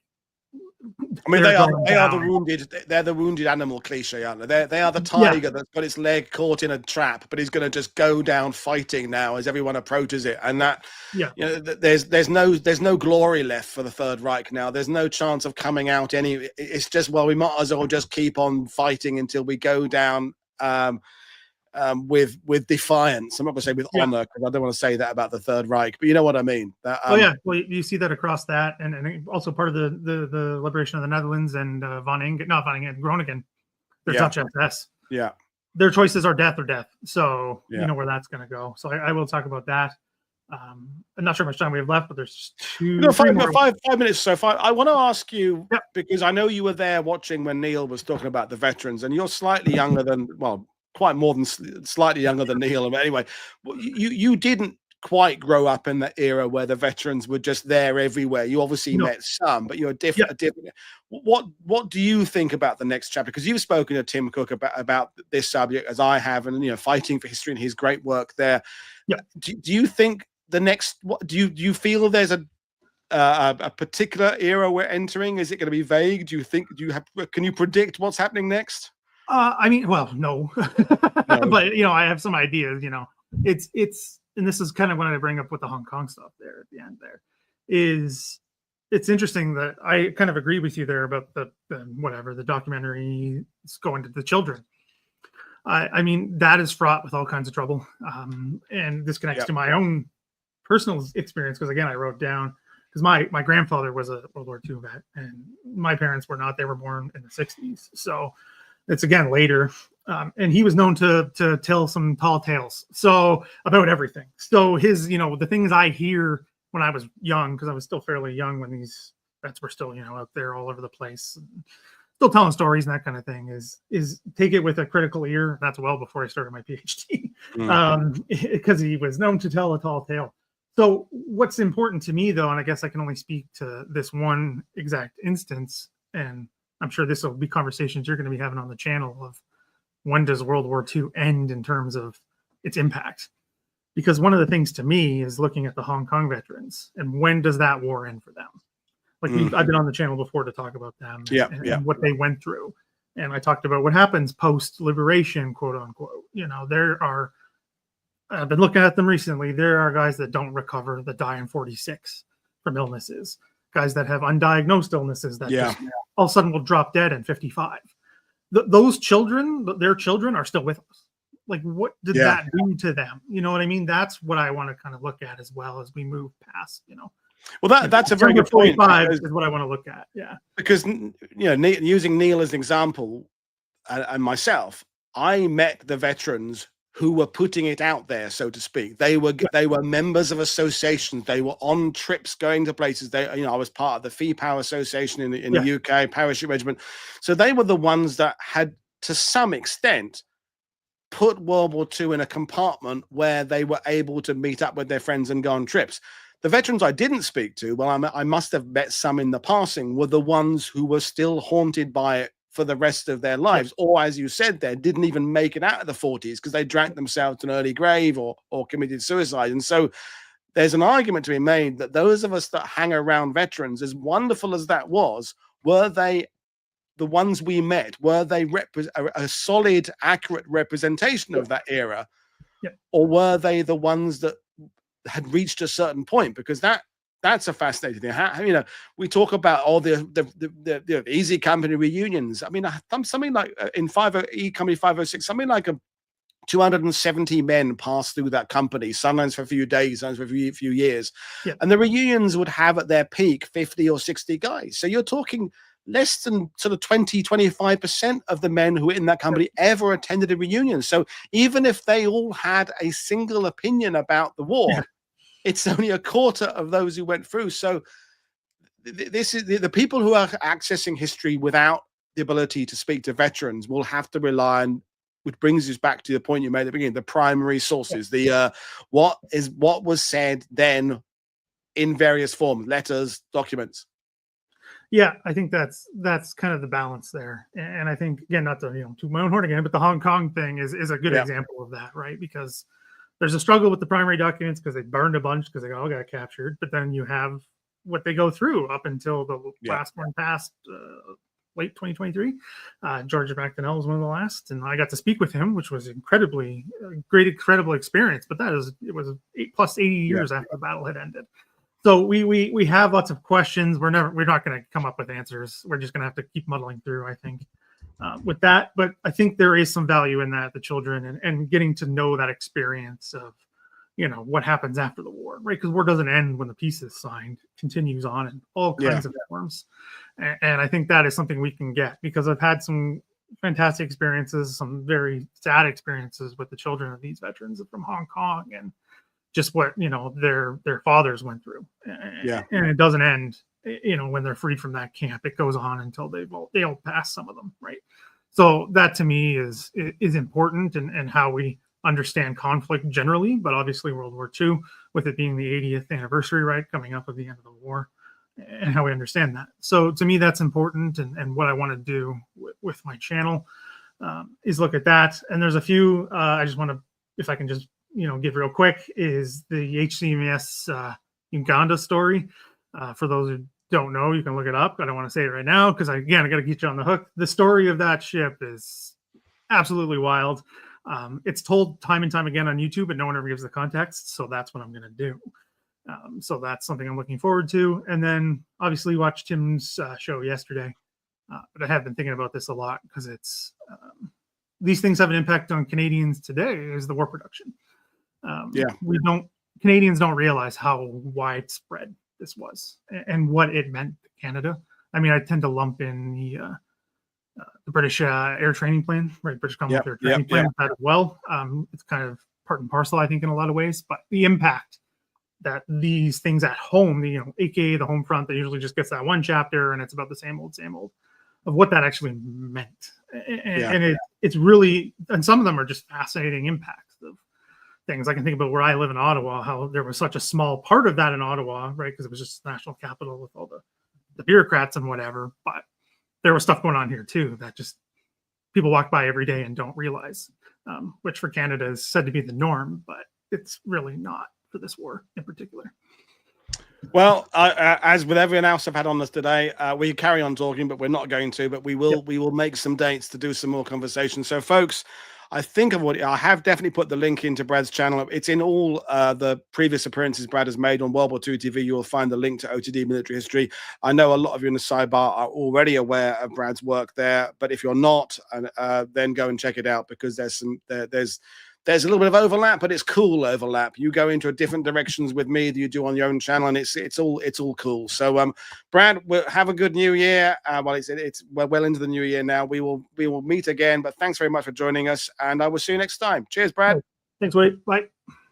So I'm going to bring my other guest in a couple of minutes' time. So this is the one that this is the first guest to the today that has not already been a guest, and he reached out to me when I put my little plea on Blue Sky and Twitter about guests, and we're going to be talking. There's something that has come up, kind of in passing numerous times on World War II TV when we're talking about things like the SAS, the Parachute Regiment Commandos, and it's a particular type of fighting implement, a dagger, a knife, if you will. And Chris May is my next guest. I'll bring him in now. Good evening, sir. How are you today?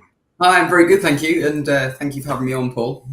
Well, you've been sitting in the wings for some time, so we've had some different conversations about different aspects, but you have a particularly interesting and unique interest day-to-day existence with an aspect of World War II. So you've come with a PowerPoint of a few slides you sent me. So I'll bring up the first one there. So what the hell do you do, Chris? Explain it in words that our viewers will understand.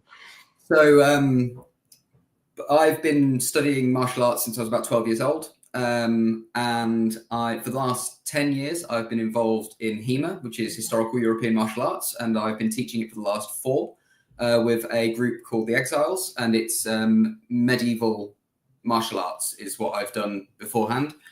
Recently, I started looking into the manuscripts a bit more, and I came across Fairbairn and Sykes and noticed some similarities between what I'd been doing for the last 10 years and what's in their manuscripts, which was very interesting, obviously seeing similar things from 600, 700 years ago and what you see in World War II.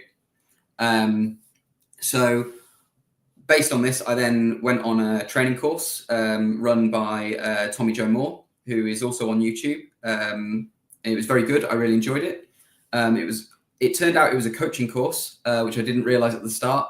So I passed that, did some more research, and then decided to set up a company, which you can see here, Battalion Martial Arts or Battalion Military Combatives. And what I'm planning to do, starting in March with a beginner's course, is basically teach and run and learn as much as I can from manuscripts of the period and keep alive that martial tradition, martial history from World War II. Wow. I mean, and it's an amazing story. And we've, that's you and the medieval guys there. I'm guessing they're doing that because, as I said, it's come up in tangentially. We've talked about, self-defense and the Fairbairn Sykes knife and the mystique of certain weapons being attached to certain use. There's Mir is in the sidebar there, who's written a former Ranger, to be on the show talking about the Rangers.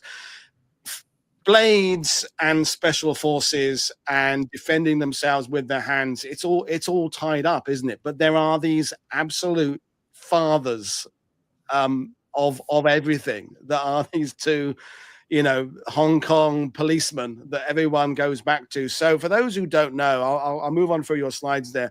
Who are these figures and why are they so important? So the most well-known ones are, most people probably have heard of Fairbairn and Sykes because they're the ones that are well-known and they're the ones that were training, well, mostly British to start off with, so the SOE, and then Fairbairn did go off to train the OSS in America, and obviously the SAS and the Commando, they trained for all those, but we have a lot of others there that are less well known, or some people know them. You've got figures like Rex Applegate, who actually learned from Fairburn. He was brought in to teach the OSS. He was teaching martial arts to other units, but he was brought in to teach the OSS. He was brought in to build and run what was called the School for Spies and Assassins. So a lot of the like kind of the tradition that they follow, the top three, Sykes, Fairburn, and Applegate, is more around covert operations, assassinations, sabotage, preparing people to be dropped into occupied territory or go on raids. And then you have the three at the bottom, which I included. There's way more than this, by the way. There's 50 plus manuscripts. There's tons and tons of material to go through. But these three at the bottom. So Francois Delescu trained the Rangers in America.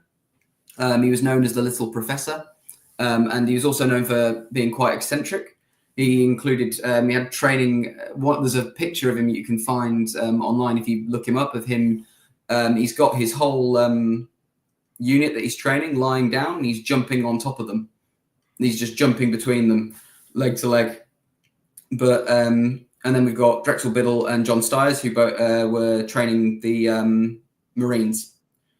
So, and all of these people wrote books, which the plan for the club is to go through all of these, which you put up the image. That's just a few of them. I've got way more than that now. That was taken a while ago, but there's absolutely tons. And not just from the English side, the orange one there, which I'll just hold up here, is the Defense Against British Gangster Methods.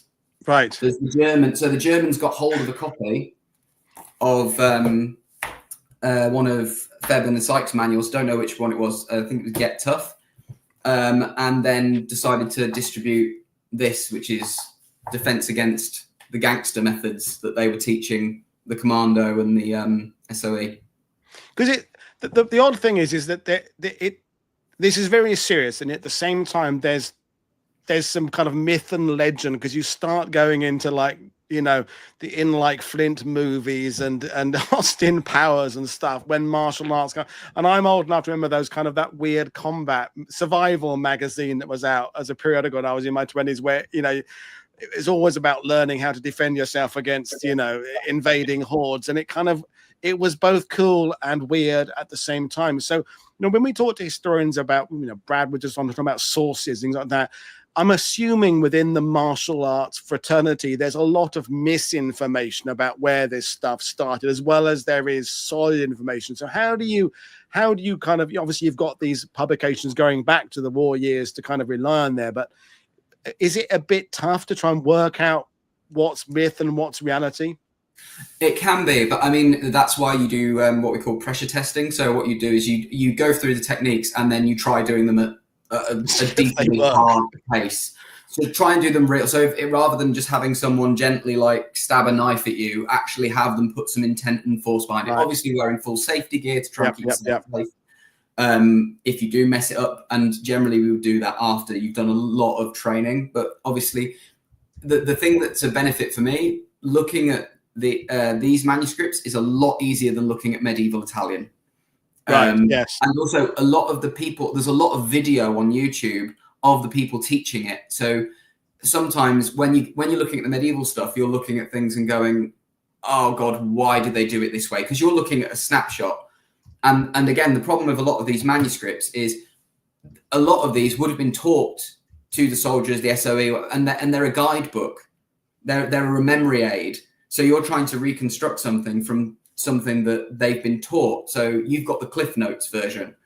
So you've got to do a lot of work to try and think about why were they doing it like that? What was the reason? So like, for example, with the pistol disarm that's shown there, he talks about that you should sweep down and come under with the arm, the thumb should be up, which is great when you're coming from this side, and it helps you brace and pull against the wrist to get that pistol out of their grip.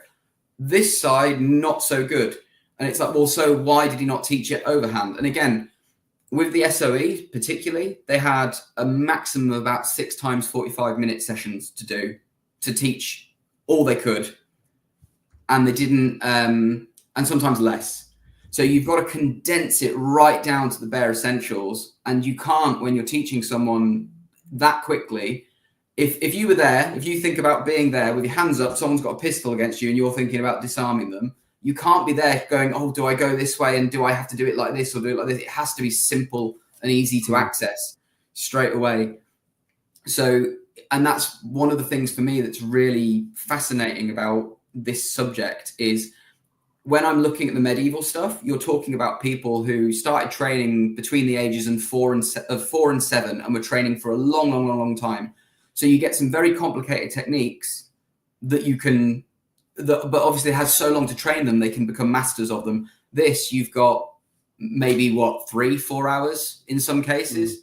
I know with the SOE that it was generally 6 times 45-minute sessions. That's all they got. And again, sometimes it wasn't necessarily that you're expecting them to be martial arts gods in that amount of time. What you're expecting is you're giving them something to give them some confidence, because if they believe, if you can instill into them the mindset that they can handle themselves, they'll be more likely to speak French better, walk more confidently, just do their job more effectively because of it. And you've also got to remember they've got a lot of other stuff to learn as well. So I did bookmark this earlier because I really wanted to show you. So this book that I'm holding up here is a collection of all the lectures that the SOE were given before they were dropped into occupied Europe. That's how thick the book is. Yeah. That's the close combat syllabus. So they've got to learn all of that. That's their close combat syllabus. And they've got 6 sessions of 45 minutes to teach that to them. So the thing that Fairbairn and Sykes did that was really impressive is they created a really effective system that could be taught extremely quickly. And that's obviously what that's your classes now. So as you're my first World War II TV martial arts expert. So, obviously technology has changed massively in 80-90 years. Martial arts, I as knowing very limited about it, obviously it goes back in certain cultures hundreds, if not thousands of years. How good did Fairbairn and Sykes get it? I mean, did they kind of hit on is their work kind of Beatles, Sgt. Pepper's Lonely Hearts Club Band standard, or is it something that you would have seen that, well, you wouldn't, obviously you are using it, you're teaching it now. Did they strike gold with their techniques? So there's obviously some things that you've got to take in context. So they would have worked in the time and they may not work now because of changes in the way people do things and changes in what people know. But yes, I would say what they were teaching was very, very effective. There's some things in there where you look at it and go, that's a bit dodgy. But there's also people who were teaching at this period of time and release manuscripts where you look at the whole manuscript and go, oh, this is complete rubbish. But their stuff is actually really, really good. And one of the things that I think can give you confidence that their stuff was really good is it was stuff that was being taught. The stuff that I saw in Fairbairn in the Fiore's manuscript, which is the Italian martial art I teach, it was being taught 700 years ago to people who were constantly fighting, constantly under threat of being stabbed, constantly in a position where they were having to do this stuff and test it out and use it. Same thing in World War. You see the same things reoccurring in World War II with their stuff because you've got the perfect test bed. If something doesn't work or doesn't work quite right, you find out pretty quickly. And there are instances, especially with the sentry eliminations that they do. There's 3 different versions of the sentry elimination. There's the early war version, which I believe the reason they changed it is because when they started doing the hand round, people, when they were panicking, stabbed themselves in their own hand. So they changed the way they were doing it. And then you see later in the war, and you also see a version that the SOE preferred and a version the Commando preferred. So you get these variations, and you can see that they're constantly updating and changing their methodologies to adapt to the feedback they're getting from the people who are having to actually do this. So actually, for Fairbairn and Sykes, I can say that what they came up with is really, really solid.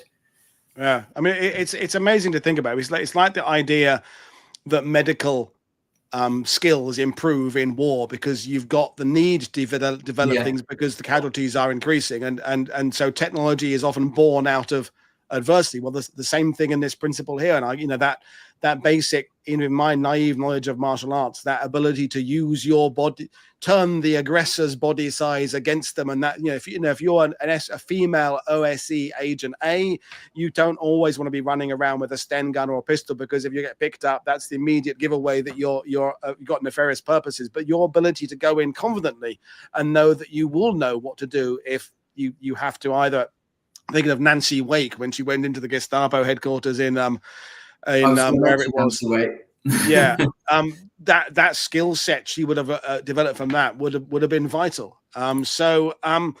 We've got the link in there to the classes, and you will be taking this forward. And I think this is deserving of a wider and longer chat at some point in the future, because it is really interesting. There's a question from Jim Walsh. I don't know whether you know the answers. Do you know where Fairbairn and or Sykes are buried? I actually don't. I'm afraid I don't know the answer to that one. Someone always comes up with a question no one can possibly do, but I'm assuming they've got a grave somewhere. But it's interesting that as I said at the beginning of this little chat, everybody's aware of the Fairbairn Sykes, the duo and the knife, but to think that it's still being you are using what they were doing decades ago as a modern training is really fantastic. So we will leave things there, Chris, because we've got lots of other people to go. But it's been fantastic talking to you. It's a completely curveball of a subject in amongst the other ones today, and people have said it's fantastic. So it's been, and interestingly, one of my next guest, who is a last-minute replacement for Flew, Andy Chatterton, who wrote about the auxiliaries, dovetails nicely, because that's exactly the kind of skills the people he wrote about were doing. So it's like I planned this. So, but Chris, good luck with everything. Let us know how it's going on, folks. Check out the website and what you're doing. It's a fantastic subject, and you've been given some great insight. So it's been great talking to you. Thanks very much, Chris. Thanks very much. Cheers. So, without further ado, another guest coming your way. So Andy Chatterton is coming on to talk about what he's up to this year. And then after that, we have Jack Bowsher, another alumni of We Have Ways and all that stuff there. But I'll bring in Andy now. So good evening, Chats. You're muted at the moment, but how are you today? You're muted. You're muted. There we go. There we go. We're good. That was good, wasn't it? You're really good.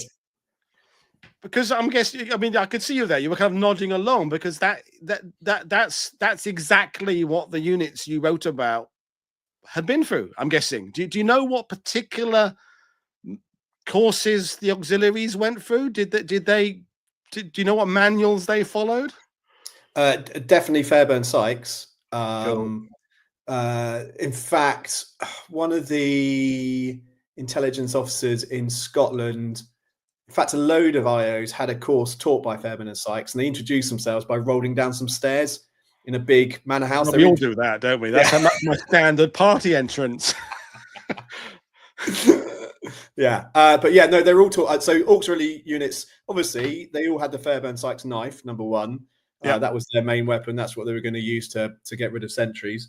But then I was thinking also, as he was talking, particularly about women. So the Section 7 women, so the women that were in the organisation that would have been the British resistance had the Germans invaded and occupied.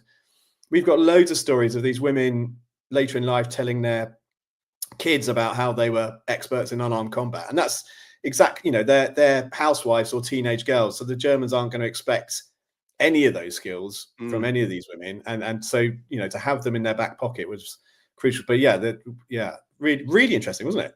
It was, yeah. I mean, everybody so far, I've had them for 15 minutes, but wish I'd had them for 30. But you fall into that same category as Jane earlier. In that, when I first spoke to you, you were one rung up the historian ladder, and now you've taken massive. Are you on your second ladder? I mean, it's incredible what happened to you and Jane over the last few years.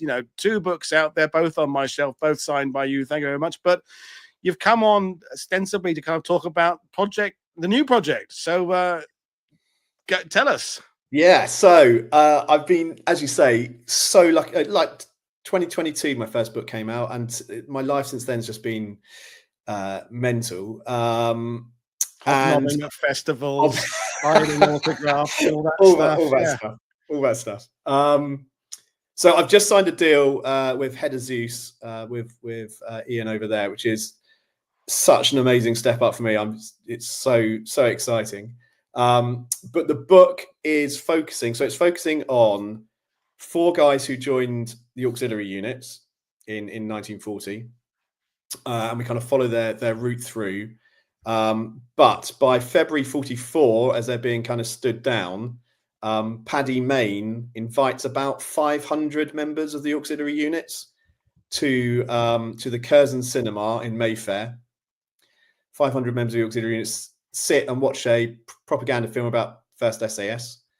And then Paddy Mayne stands up and basically says, I'm going to turn the lights off, lads. If no one wants to join, if anyone who doesn't want to join the SAS can leave, and then anyone who's left when I turn the lights back on can come in. So he turns the lights off. I think quite about 100 brave souls left. I think that's pretty brave to leave.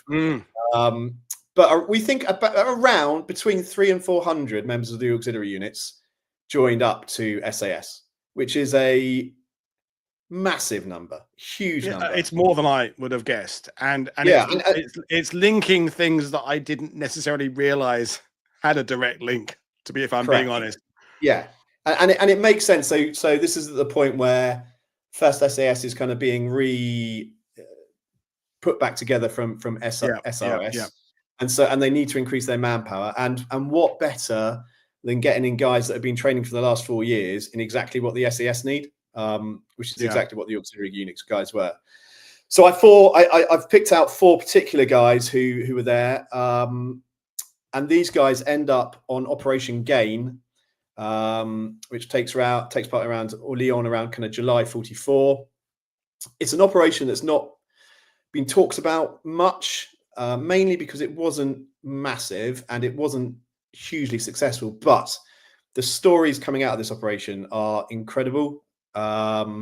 It's basically, it starts from the point when they're about to take off. One of the guys is Ian Fenwick. He was an intelligence officer in the auxiliary units in Somerset. He's joined the SAS. He's captain. He's leading this operation. His plane clips something when they're trying to take off, and his wing falls off, so he can't go. There's 3 planes altogether take off, and then another plane can't find the signals to drop, so they go home. So one or 2 sticks jump, and they start operating on their own, blowing stuff up. Essentially, their role is the opposite of what they would have done as auxiliaries. So their role is to defend an invasion. As the Allies are coming into France, they're blowing up the trains and supplies that are taking stuff down to the Germans to try and counter the invasion. So obviously in Britain, they were there to stop an invasion. So they start work. Then Fenwick joins in, and then later another stick that joins in led by a guy called Gaston. And I've literally just spoken yesterday to the family of Herbert Costello, who was one of these guys in the last stick to land a couple of weeks after everyone else. And I thought I'd just come on and tell you the story, because this is like sums up what this whole operation is about and why I'm so excited about it. So Herbert is in the plane. Mike Sadler's in the plane as well. He's he's the intelligence guy, but fancied coming along for a trip. So they get the right signals from the ground. They all jump out. Herbert's 12th out of the plane. He's last out. And as he's drifting down, he's hearing his colleagues being shot at and killed and injured as they're floating down, because it's not the resistance on the floor. We think it's a French lady in the nearby village who's got a German boyfriend, gets to hear about this landing and has betrayed them. So as these guys are jumping out, they're getting shot at. Herbert, luckily, is last out, so he drifts further away from the landing zone, lands in a copse, gets out of the copse, spends the day in a cornfield hiding, goes back to the copse kind of early evening when an elderly French lady comes into the copse looking for firewood. She sees him. She doesn't let on that she sees him, but she's also the grandmother of a French resistance fighter in the village. She goes back and tells her grandson that there's this guy in the copse. He gets in touch with a guy, the French resistance leader in the area. He speaks to a school teacher who teaches English to get some key phrases. And then he goes, persuades Herbert to stay there one more night. And then he picks him up. So this guy, the French resistance leader, is a butcher. So all the Germans know him and trust him to an extent. And when he goes to pick up Herbert, luckily it's really, really wet. So he sticks a massive rain cape on and sticks him on the handlebars of his bike, cycles through 3 or 4 German barricades, and they just let him through because he's the local butcher. So he managed to get him back to the butcher's shop. Herbert then, for 2 months, plays a deaf and dumb Belgian and hides in plain sight. So Michel, the resistance leader, decides the best way to hide him in a small village is actually to hide him in plain sight and pretend he's a cousin. So he plays a kind of mute guy. But at night, he's going out with the resistance to carry out acts of sabotage. So they managed to grab some of the containers that dropped with his stick and grab some of the equipment. So they're going out sabotaging stuff. Michel, the French resistance leader, tells Herbert, I don't want you to kill any Germans whilst you're here in the village because that's going to cause real issues for us. But when you leave, you can do what you want. So it comes to a point where Herbert has to leave. He goes to the local Gestapo office where he knows 2 of the Gestapo guys were on the field shooting at his mates coming down. So he kills those 2 Gestapo guys, gets on a bike in a stolen French police uniform and cycles off towards the Allies coming towards him. He goes for a wee the next day. He comes back and his bike's been stolen, and he swears out loud in English. And I think it's a bit of the Great Escape scenario because he swears just as a German patrol comes past him, nabs him. He's taken away. He's tortured for a couple of weeks. Then he is stuck on a truck to go to Germany. He overplays the impact that the torture has had on him, so the Germans feel comfortable in leaving him with just 1 guard. He kills that guard, gets away, swims across a river, and joins up with an American recon unit that are coming up. He then uses the local knowledge he's built up over the last few weeks to then fight with the US recon unit. Come on, you're making this up, Chad. No, this isn't real. That's wow. That's just one. That's just one of wow. an incredible amount of stuff that happened on this. Fennec ends up getting killed. It's just unbelievable. Betrayal, murder. It's unbelievable. Plus all this auxiliary stuff as well. So I'm so excited. I mean, and now we are all excited as well. And it's this. A couple of things I want to say. One is this: we're still trying to work out how we measure, if that's the right word, the significance and impact of the sabotage generally. You know, what did the French resistance do? How much did they do? How much did it actually affect the Germans? There's that comment from Eisenhower where he says the French resistance was worth 3 divisions or something like that, and you had the SAS and the SOE, and we're still trying to come to terms with exactly what it all achieved. But nothing takes anything away from these absolutely incredible stories of people going into just the most threatening environments to do these things. And if this doesn't, my second point is when we first came on and we were first talking about the auxiliary units, that back before your work, they were lumped in with the Home Guard and Dab's army. Now we're lumping them in with the SAS. I mean, talk about the other perception, and how ingrained that. I think we all had a little bit of knowledge about the auxiliary units going back decades, but not the level you brought it. But it was always from that, well, it's part of the old men thing, isn't it? That was the narrative. And now you're saying that Paddy Mayne, the legendary Paddy Mayne, who is right on everybody's lips right now, is looking to these units to fill out the SAS. I mean, that's amazing. It's right that it tells you what how regarded these men were. Yeah, absolutely. And he, as soon as he heard about them, he went to Coles Hill House, which was the training HQ of the Orcs units, and tried to nab a load of officers there while the CO was out. He heard the CO was in London for a weekend, so went up there that weekend and tried to nab a load to try and get them to join immediately. But you're right, it proves that it isn't Dad's army. It proves that, and I also think so. A lot of these auxiliary unit guys didn't say anything. 90% went to the grave without saying anything. Yeah. And part of that reason was because they didn't feel like they'd done anything. But actually, the work they were doing, particularly in 1940, was so influential in understanding how resistance works or how irregular troops could be effective.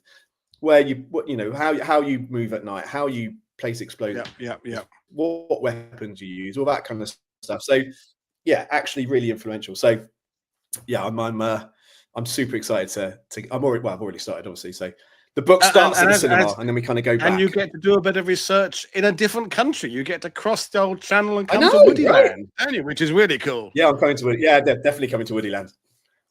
Yeah, I mean, it's not that I've only been a tiny part of your success story. You've been out there doing the pods, doing the circuit, doing the festival, speaking at We Have Ways. Is it 3 times you've spoken there now? 3? Yeah.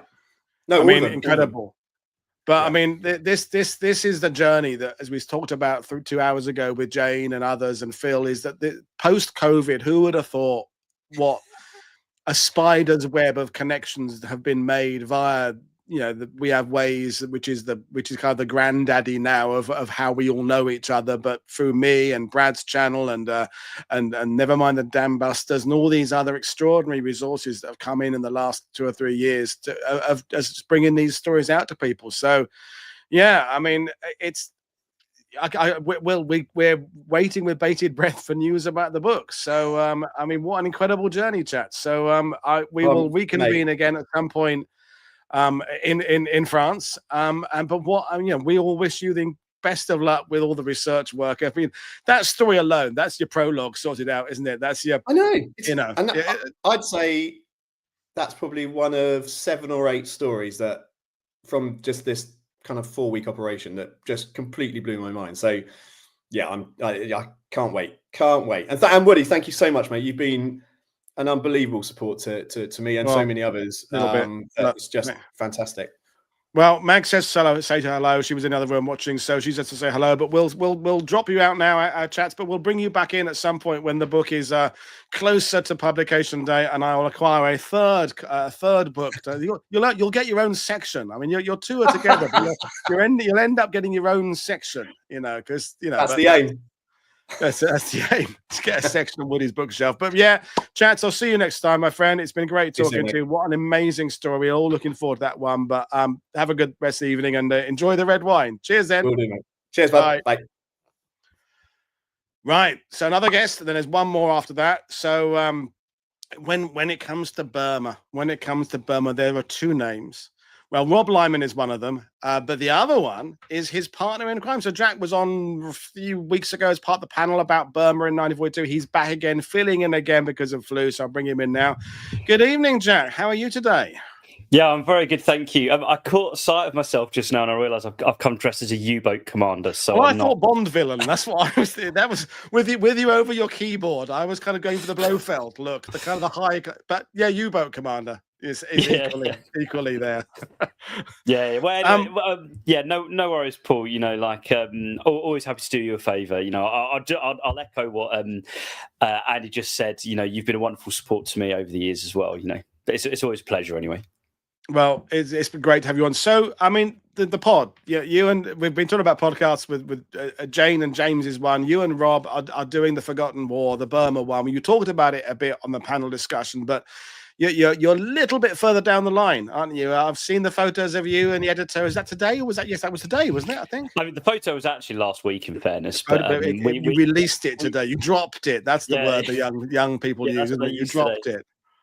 No, yeah, I we're always conscious, that we don't want to oversaturate things, and we are doing a lot of work to try and get it out. It's a Forgotten War podcast. We don't want people to actually forget about it being on in a month's time. So, and what for those who didn't see the panel discussion there, I mean, with that, the clue is in the title there. The Burma campaign is still, to some extent, relegated below. It's after Arnhem in terms of people's interest. It's after D-Day, but it's incredibly important. Certainly, vast in its geography, the number of peoples involved, the number of languages spoke. I mean, like with Jane saying about the Bomber Command podcast, the sky is the limit for a Burma podcast. I mean, how on earth are you going to kind of narrow it down to know where you're going to start? Are you doing things chronologically? You're going to go for a scattergun, different stories? What's the process? Well, like you said, because the Burma campaign is that sort of the forgotten cliche and all those sorts of things, forgotten army, blah blah blah. The whole idea is that we're going to do it serially because both of us do have day jobs as well. Yeah. My job in particular as a teacher is quite difficult. So we've specifically gone for a serial format. So we're going to do maybe two to three series a year, depends on how things go. We do want to, the thing is, the more popular it is, the more likely we are to do more. That's the main thing. But what we really want to do is we start with series 1 as a chronological story from quite a height. We're telling the basic story of the whole campaign for 11 episodes, and then the 12th episode is going to be like a Q&A, so that as we put them on. Rob, all right, we've got all 3 of the Arakan campaigns being covered in 3 of the episodes. I know that will make Darren Little happy as well, because we will be. Yeah, he's watching with bated breath. Yeah. So we do have 3 different episodes on the Arakan campaign, for example. But the other thing as well, it's all about doing that in the first series. So the first series is very much just a chronological narrative of the war. But then following series, we want to do, the classic mixtures of deep dives into things we're passionate about, or it's or important things. We want to interview different historians. We have got some pretty big names lined up as well that I'm not going to reveal just yet. No worries. For future series, not just historians, but also important people to the story in general. And we're hoping, that as we go on, we'll be able to turn it into something bigger and bigger. We'd love it for everybody to get involved as soon as they can. And with Rob, you've got someone who tackled the Burma campaign from both ends of the depth, in that he does his Osprey titles, which are briefer for those who just want to kind of do a shallow dive. And then he's also at the other end, where he's doing the big narrative sweeps, where he's talking about the entire Pacific theater. So you've got someone co-hosting who knows how to approach it from both angles. But is it a struggle to kind of know at what level of detail to go? I know that I don't struggle in the sense that I don't think about it too much. I kind of just do what I feel is right to me, but you don't want to alienate people with going into too much detail. They've got their Google Maps out. What have you made a kind of decision about? So you're saying the first series is going to be chronological. I mean, are you expecting people to have read a bit about it? What's your thought? Not necessarily. The first series, we've recorded, probably, we've recorded about 8 episodes so far. Right. We are trying to approach it from a relatively newcomer to it, but we do recommend books that people should read, and we don't just mean our own, as in memoirs of the war, other people's history, other people's works and things like that. Okay. It is about trying to give people access in this first series. The idea would be is that if we do a deep dive in, series 3 on the Battle of Kohima, for example, and spend 3 episodes just on Kohima, say, we've only done 1 episode in this first series. The point would be is that if people want to know where these things fit, if you are new to the Forgotten War pod, you could go back and listen to series 1, and then you can listen to anything else and whatever takes your fancy. That should be the series 1 should be the intro to actually, your access point to the Forgotten War, the Forgotten Army, and so on. And then that becomes something so that when we talk about things that are much more niche, detailed, whatever, people should hopefully have a better understanding of it, an easier understanding. Doro, Norma, there are Canadians already. There's also, and Norma, there are a couple of Canadians that are coming up in my, that are coming up in my other book that's coming out in the summer, Thunder Run, as well. And the other thing about, of course, a podcast is that you can't show maps. You can't show that that aspect of it that us YouTubers can. So there's that, you know. But then of course, the rest is history. Is doing roaring trade. We have ways of doing roaring trade. So if anyone can do it, you and Rob can do it. So. You know, in terms of the you know, we talked about in the panel, you know, the Burma being the forgotten campaign, but is there a particular thing you want to, that is a single aim about? Obviously, you want to get people to understand it is a very important campaign, but there are any kind of little kind of goals you kind of put on post-it notes as key things that you think is vital to get across in theme-wise? I mean, one thing that I think both of us want to get across as well is the fact that the war in Burma is a very diverse theatre, but it's much more diverse than people think. You know, there are twice as many Americans, for example, that serve in Burma, although there are more British soldiers that fight in combat arms. You know, most of the Americans in Burma are not combat soldiers, but there's still twice as many of them in the theatre. I'm sorry, and I say that, obviously pilots and so on, they would also count. I was slightly thinking of foot soldiers, but overall, there are still twice as many Americans in the theatre. But also things like the East Africans. You know, I've got a whole chapter in the second book, Thunder Run, as well, that's about the East Africans as well. So getting East Africans, West Africans that people know a little bit more about, in particular the Indian soldiers as well. It's really, really, you know, it's a real hope of mine, because I found with, you know, with both of my books that I've done so far, that I'm desperate to have more Indian soldiers' voices, and they are very, very hard to find. You know, you can read, there are many books you can read, you know, from people that are far more esteemed and been doing this far longer than me, Rob included, where they have also, you know, it is still really, really difficult. And that's the other thing. I'm hoping that somehow we would help to get, you know, more of these stories out there. It might be a losing battle, but I'd rather try it and fail than to never try it at all, I think would be a big one of that.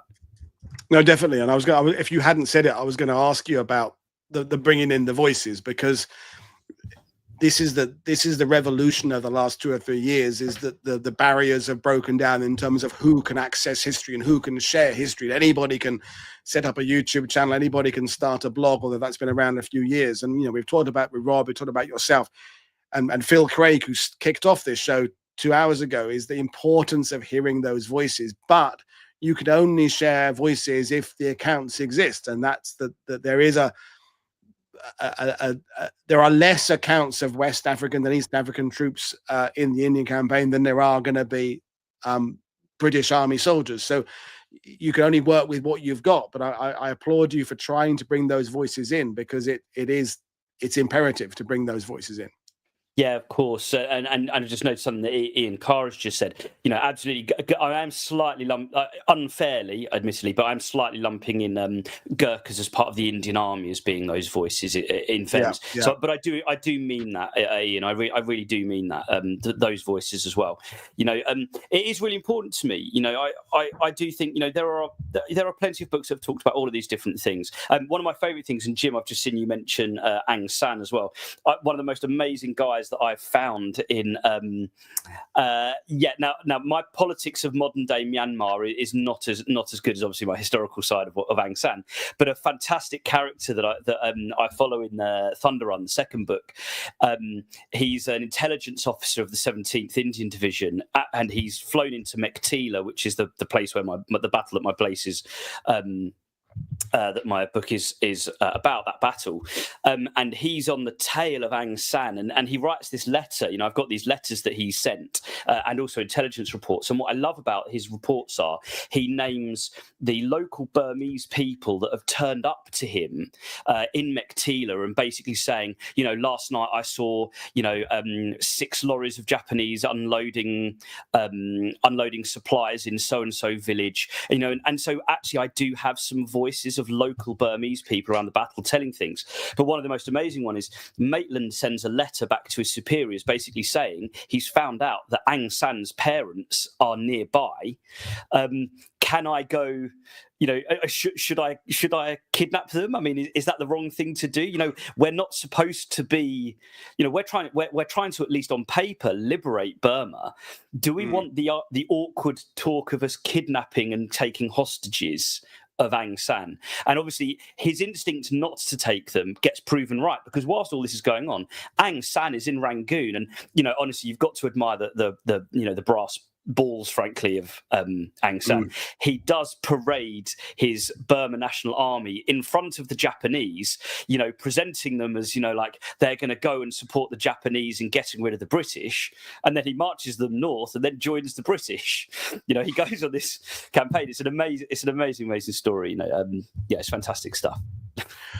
We had a question about what we think of Rogue Heroes, but I don't know that I'm necessarily going to go down that path. But I was just thinking when that came up, I can't think of anything in recent memory that's covered Burma. I mean, you go back to the Long and the Short and the Tall movie and some of those kind of 50s and 60s.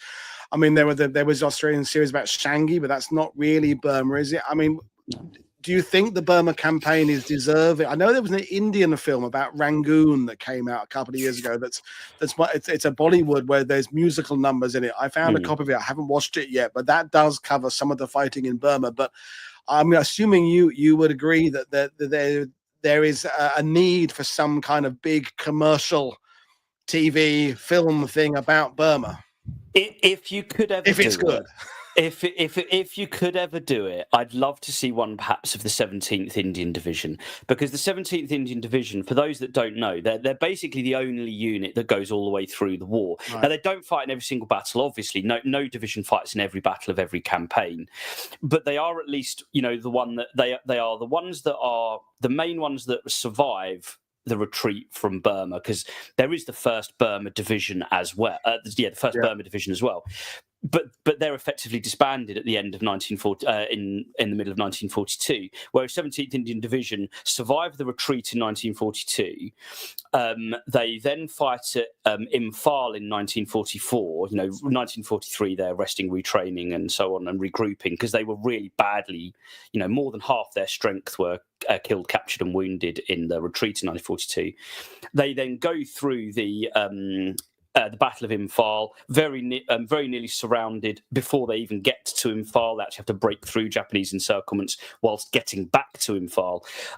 But then also, they are the masterstroke in the reconquest of Burma in 1945. Like I said, they don't fight everywhere, but they do the three major things: retreat, Imphal, and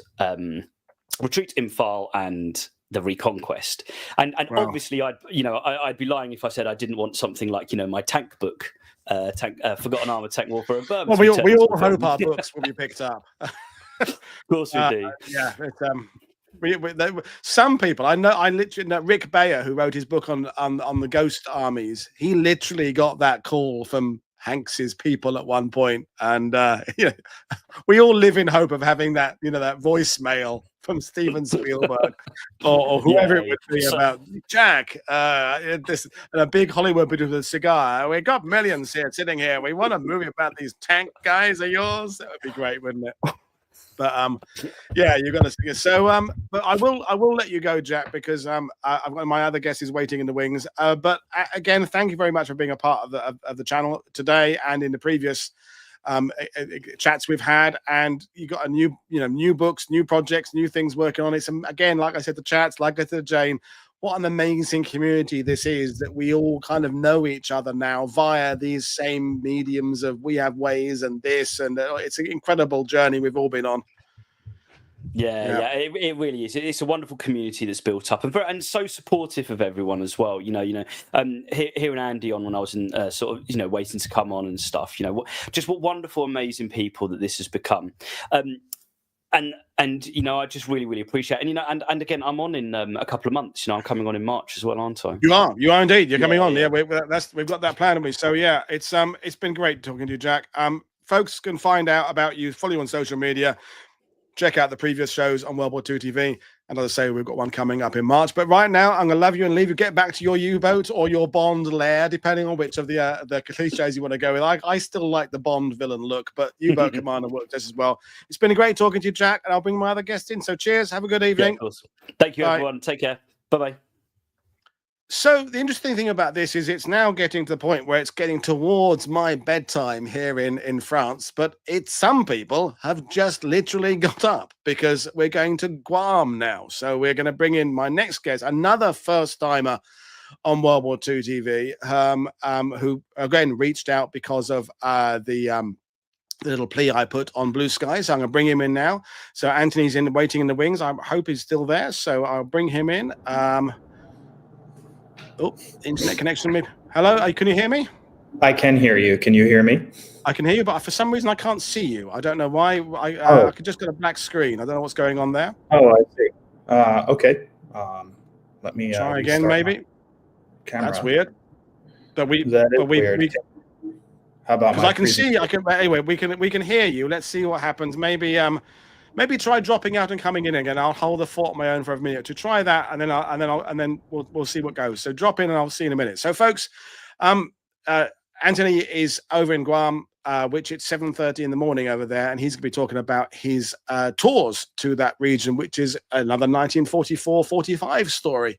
Really, we'll bring that latter part of the war there. Hopefully, when he comes back in, we'll be able to see him. Obviously, he was in the sidebar waiting there, so he's back in again now. Let's see. I can see him this time. There we are. That's good. I don't know what happened. Technology there. So you just got to double click on your slides again. So it's stupid. It was not as stupid at one point. I was going to ask you to join at like 6 o'clock, but it's ended up being 7:30. So it's not. I don't feel so bad about it. But yes, thank you for that. Appreciate that. So you're here to talk about tours to Guam, which I have to say I didn't necessarily know was a thing until you told me about it. We as in the Britain and France, we kind of think, we talked about it a couple of days ago on the channel about the difficulty with getting to the Pacific, and if you do, getting to more than one place within the Pacific, because it is so ridiculously spread out. It really is. So tell us what you do and what you're up to. Sure. So just a brief introduction. I'm stationed here on Guam with a Navy helicopter squadron here at Andersen Air Force Base. My previous experience, mostly in Japan. I've been in the U.S. Navy for about 22 years now.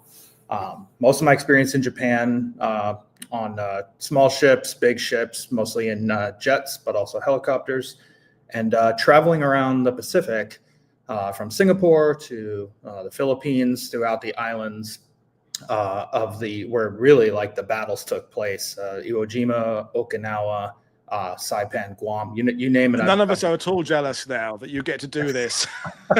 Yeah, and the funny thing is most of the time, like the Navy, the U.S. Navy anyway, we do a poor job of teaching our history. A lot of it comes down to what's your job, and then when you get into port, it's time to go tear it up, right?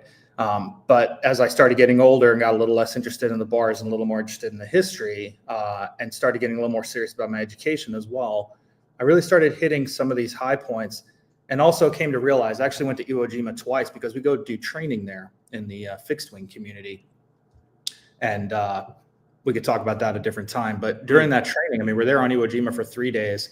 And it was like on day 2 of my first visit, and I was like, less than 1% of the active duty military actually has been here or will come here. Most people can't come here at all. I'm not allowed, being a Brit. Can never go. That's it. Yeah. Such a fantastic experience to like go into the caves and walk Invasion Beach and climb to the top of Suribachi. I say climb, really, we just walk up to the top of Suribachi. It's a bit easier now than it was 80 years ago, I imagine. But yeah, just a fantastic experience. So anyway, I got involved with a group called YCAPS, which is the Yokosuka Council on Asia Pacific Studies in Japan. And really, they just do a lot of reaching across the aisle to not just Japanese, but people in Korea, people throughout the Pacific, and really just trying to strengthen alliances around the Pacific and talk about things that matter. And they had a ship, a U.S. Navy ship that was pulling in here, and there was a member on board who was looking for somebody in Guam to give a little tour to his sailors, and I happened to volunteer for that. And yeah, here I am. So this is the second such tour I'll do. Wow. Well, over to you. Show us your slides. Sure. Yeah. So just a brief history, because I think that most people are not super familiar with Guam's situation in late 1941. So if you look at this graphic, you can see Guam. It's taken in the middle of taken at the end of the Spanish-American War in 1898. The Americans also take the Philippines, and of course we have Hawaii. And pretty much every island between the Philippines and Hawaii is Japanese by 1941. Historians of the First World War will know that the Japanese actually took most of these islands in 1914, almost bloodless victory. But Guam is kind of on its own, and it's surrounded by all these Japanese islands, right? Japan was basically made a deal with the British. The Japanese would provide anti-submarine patrols and convoy protection in the Indian Ocean and the Mediterranean. In exchange, the British would agree that the Japanese would be awarded a mandate for all of this at the Paris Peace Conference. Of course, that happens, as we know. And I mean, every time I look at a map like this, and there's hundreds of maps out there, I'm just shocked at how alone and maybe wrongfully unafraid the Americans were in the Pacific. So, like I said, Guam in 1941 alone and kind of unafraid. The Washington Naval Treaties of the 20s, they limit naval buildup. And that's not just in terms of battleships and heavy cruisers, but that's also in terms of naval infrastructure. And so the naval infrastructure on Guam is also not improved or built up. And in fact, Navy Marine Corps units are moved away from Guam during the interwar period. And by the time the Americans realize that this is a bad idea and a bad strategy, it's too late because it's 1940 and they're moving the Pacific Fleet from San Diego to Pearl Harbor, and they just have no resources to build up Guam. The Japanese subsequently invade, as Americans know, as everybody in the world knows, probably attacks on Pearl Harbor on the 7th of December, closer to home for the British, attacks on Hong Kong and Malaya. Subsequently, the fall of Singapore happens shortly thereafter. And the Japanese, they have bad intelligence of the U.S. naval presence on Guam because they actually bring they bring a machine gun to a knife fight, shall we say, on Guam. 5,900 naval infantry and Marines against 547 U.S. Marines. As much as I love my devil dog brothers, I don't even 540 doesn't sound like that very many. So of course the U.S. forces surrender the same day. The Japanese occupation begins. Japan, like I said, had already been in Micronesia for about 30 years, so they had a lot of time to, shall we say, Japanize these islands. But they start trying to do that at warp speed here on Guam. They rename it Omiyajima, means Great Shrine Island.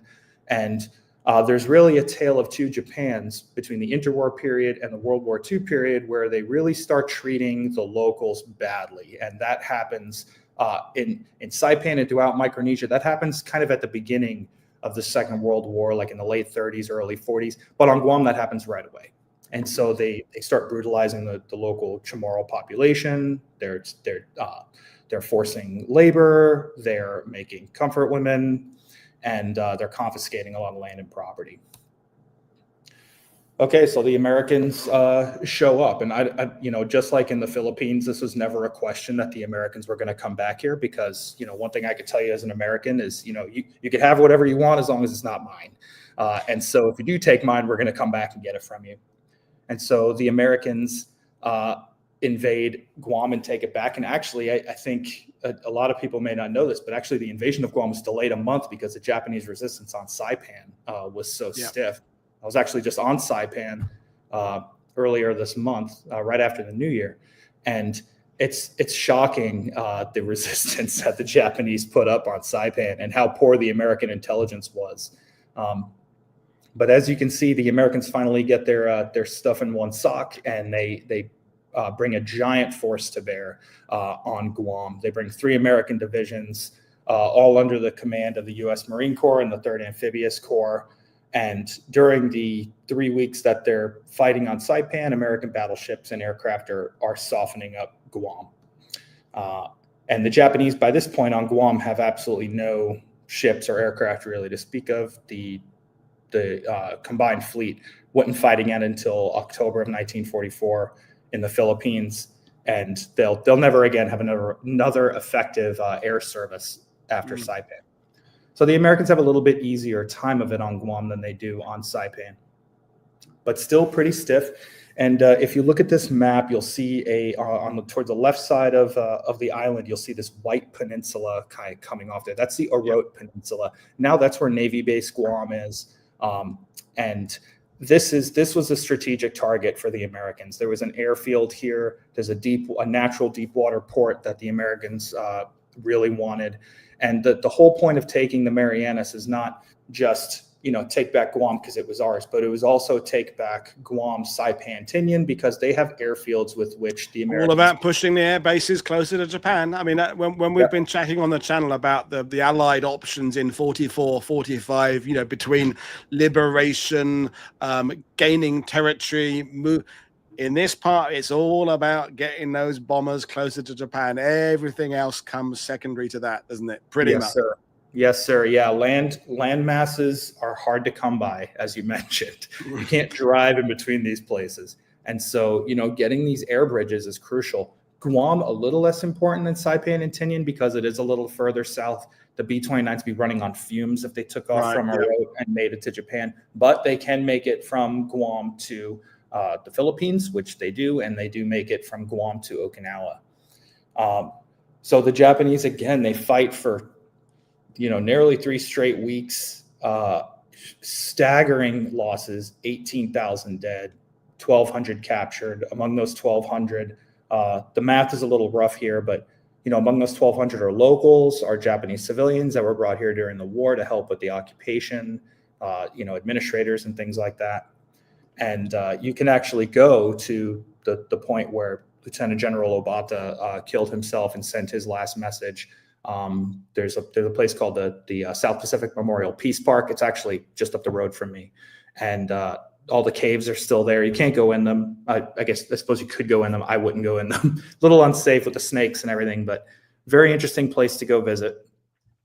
And organized resistance is pretty much over. So here's the tour that we're going to do, and we're going to start at the National Park Service Visitor Center because they have a small museum in there. It's about a 2-hour visit, lots of graphics and things like that.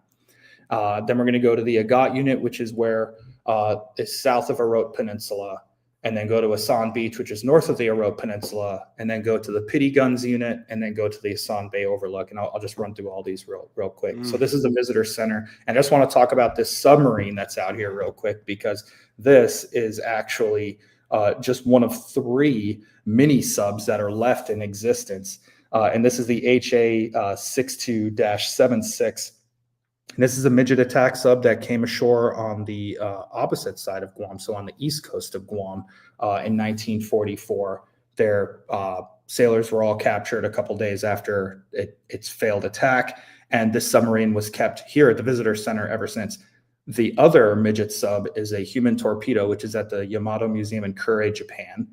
And then the third midget sub is actually the one that ran aground at the mouth of Pearl Harbor at the very beginning of the Pearl Harbor attack, which I didn't know this until I was doing research for another project quite recently, that was actually brought on a tour of the United States for a war bonds drive and wound up in a museum in Fredericksburg, Texas, of all places, for a Japanese mini sub to land.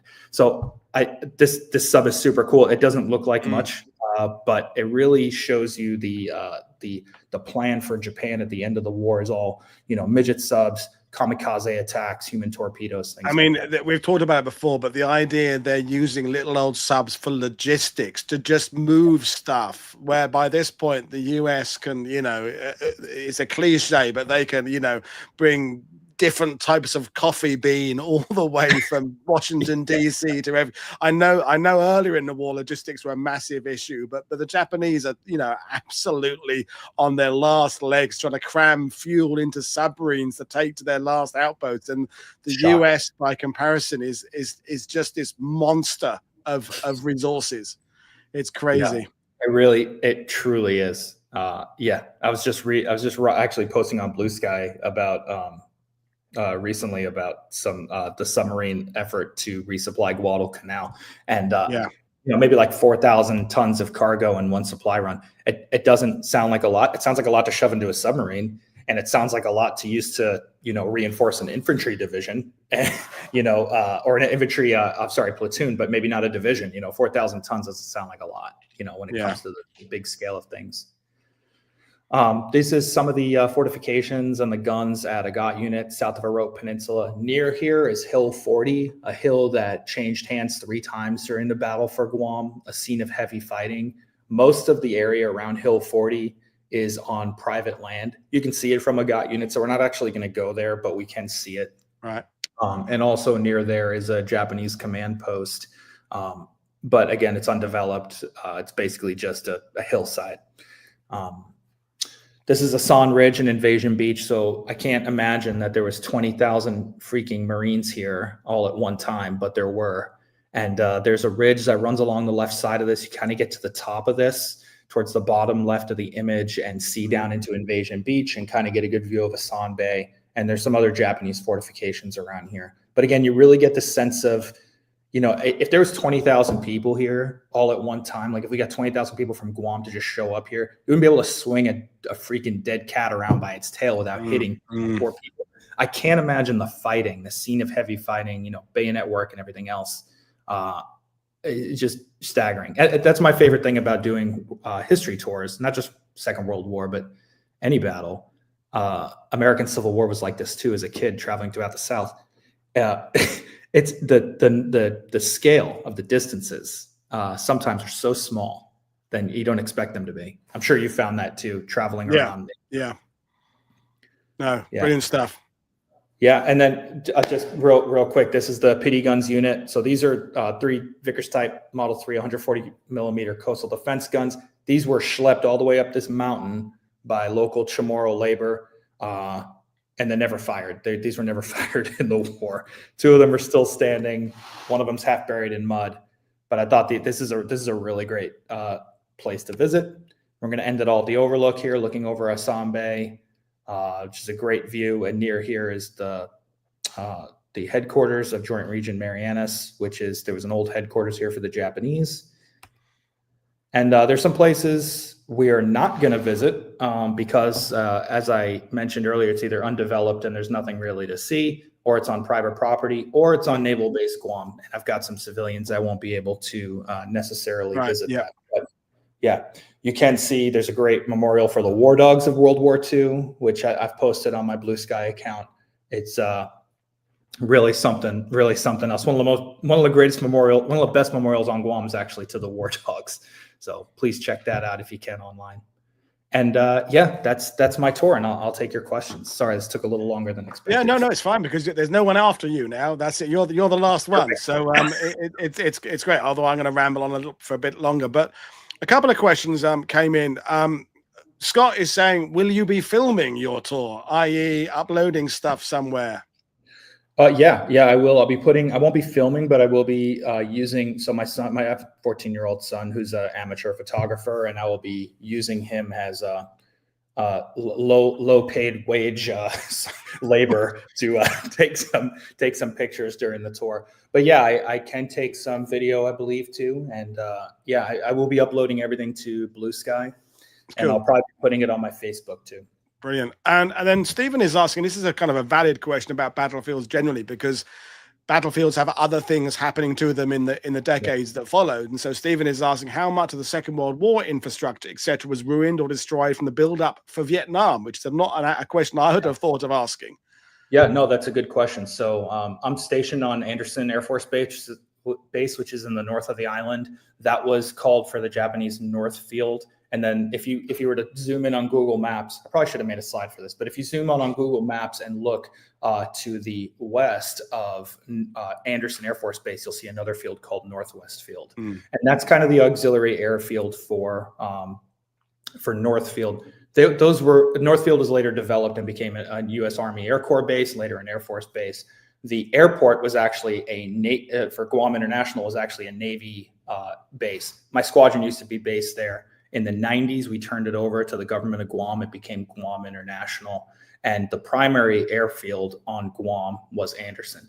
And that is where we flew Operation Linebackers 1 and 2. That's where we flew all those missions from Guam to Vietnam, all came out of there. Arrote Airfield down on the peninsula was never going to be long enough to handle major, cargo aircraft, civilian aircraft or things like that. And also the airfield was in such a poor state. It's just crushed coral, kind of packed down. So, it's a foreign object hazard, and it's just not, it's not very friendly for tires. And so to improve that enough to take, combat aircraft, jets and whatnot, what was just not on the cards. But my squadron does fly down there every once in a while for training, just because it gives us the experience of landing in an unfamiliar place. That's not a major airport or an airport base. Yeah. So my next question, my question is going to be, what sort of people take a tour to Guam? Because, I live in Normandy, where Normandy has just become not only a bucket list thing, it's what I call obligation tourism. If you're an American and you come to France, you've got to do Paris, you maybe do the Loire Valley, and you do Normandy, regardless of whether you've not got a deep interest in D-Day and the World War II. But when you, as we said at the beginning of this cut, when you go to the Pacific, obviously the Japanese travel a little bit freer because they're a little bit closer. But even from the US, it's a fair old schlep out there to Guam and Saipan. So what sort of people are taking this? Is it people with a connection with the battle as a family? So the almost everybody on my tour lives here on the island of Guam. I haven't had anybody yet come out here for a tour that didn't already live here. But I will say that we do get a fair amount of tourists from the States and from Japan that just want to see something different. Guam has been billed. Now things are a little different. The economic crash and COVID were not friendly to Guam. It's a tourist economy. Outside of tourism, their biggest economy is the military that's here. So that aside, Guam has billed itself historically as kind of like a, for lack of a better word, a poor man's Hawaii. And so they have gotten some tourism from the States. Most of the tourism, though, comes from Japan and Korea. Right. And if you've traveled to Japan, or you know about traveling in Japan, you've studied, Japanese understanding of the Second World War, you'll know that some Japanese may come here and see a Japanese fortification on Guam and hear about it for the absolute first time, having never seen or heard anything about Omiyajima, or the fact that there was, a battle here, or that it was so stiff and so difficult. And part of that is because the Japanese are not great at teaching public history, especially about the Second World War. But also because Guam was only Japanese for a very short time compared to the rest of the islands in Micronesia, compared to Saipan, Palau. I mean, the Palau, for example, the Palauan flag is modeled after the Japanese flag. It's just a blue and yellow version of the Japanese national flag. On Saipan, they still speak Japanese all over the island. It was Japanese for 30 years. That's a generation and a half. So anyway, all that aside, a lot of folks come here from Japan having seen things for the very first time. And a lot of people from the States come here expecting Hawaii and seeing something a little bit different. It's not as built up. It's a little more rural. It's definitely smaller. It's easier to travel around here than it is throughout the islands. And I think we get a lot of people who are just wanting to see something different, see an island that's different. And I think this is, when we talk about the Pacific and Asia generally, is every country is on a different place along the referring to the past journey, as indeed France is and the UK is. And, JD was in the sidebar, places like Guadalcanal, which are dealing with just, abject poverty. So the last thing they're necessarily thinking about is memorializing the past when their poor people are struggling with just how to exist. And then other places are very prosperous, in Southeast Asia as well. So there's different levels of interest depending on who's living there now, not necessarily being the same people who were living there in the past. But it is, you're saying about people, the Japanese visitors maybe not having an understanding, but there's a lot of population of Guam. Is World War II, are people aware of it? I mean, you couldn't not be aware that World War II happened, I would think, if you lived there. I mean, yep, no, 100%. So in one of the first images of my slideshow was the village of Sume, which is now naval base Guam, but that was the Arote Peninsula. There was a whole village there that the Japanese, starting back up, the American naval headquarters was there, the Marine barracks was there, the Pan Am American hotel was there. That's where the China Clipper flew in and out of. And so that village ceased to exist during the American invasion of Guam. And every year there is a ceremony on Naval Base Guam for the village of Sume. Now I think there's less than 3 original residents of the village of Sume alive. The only thing that remains from the village is a cemetery and the foundations of the church that used to exist there. The sad reality of the Second World War is evident everywhere on this island because number one, it's a tourist economy. There is, they didn't get this help that everybody else got out of the war. And when I say help, I mean, I'm thinking in terms of how the difference between, how America treated Japan and how America treated Korea coming out of the Second World War. Yeah.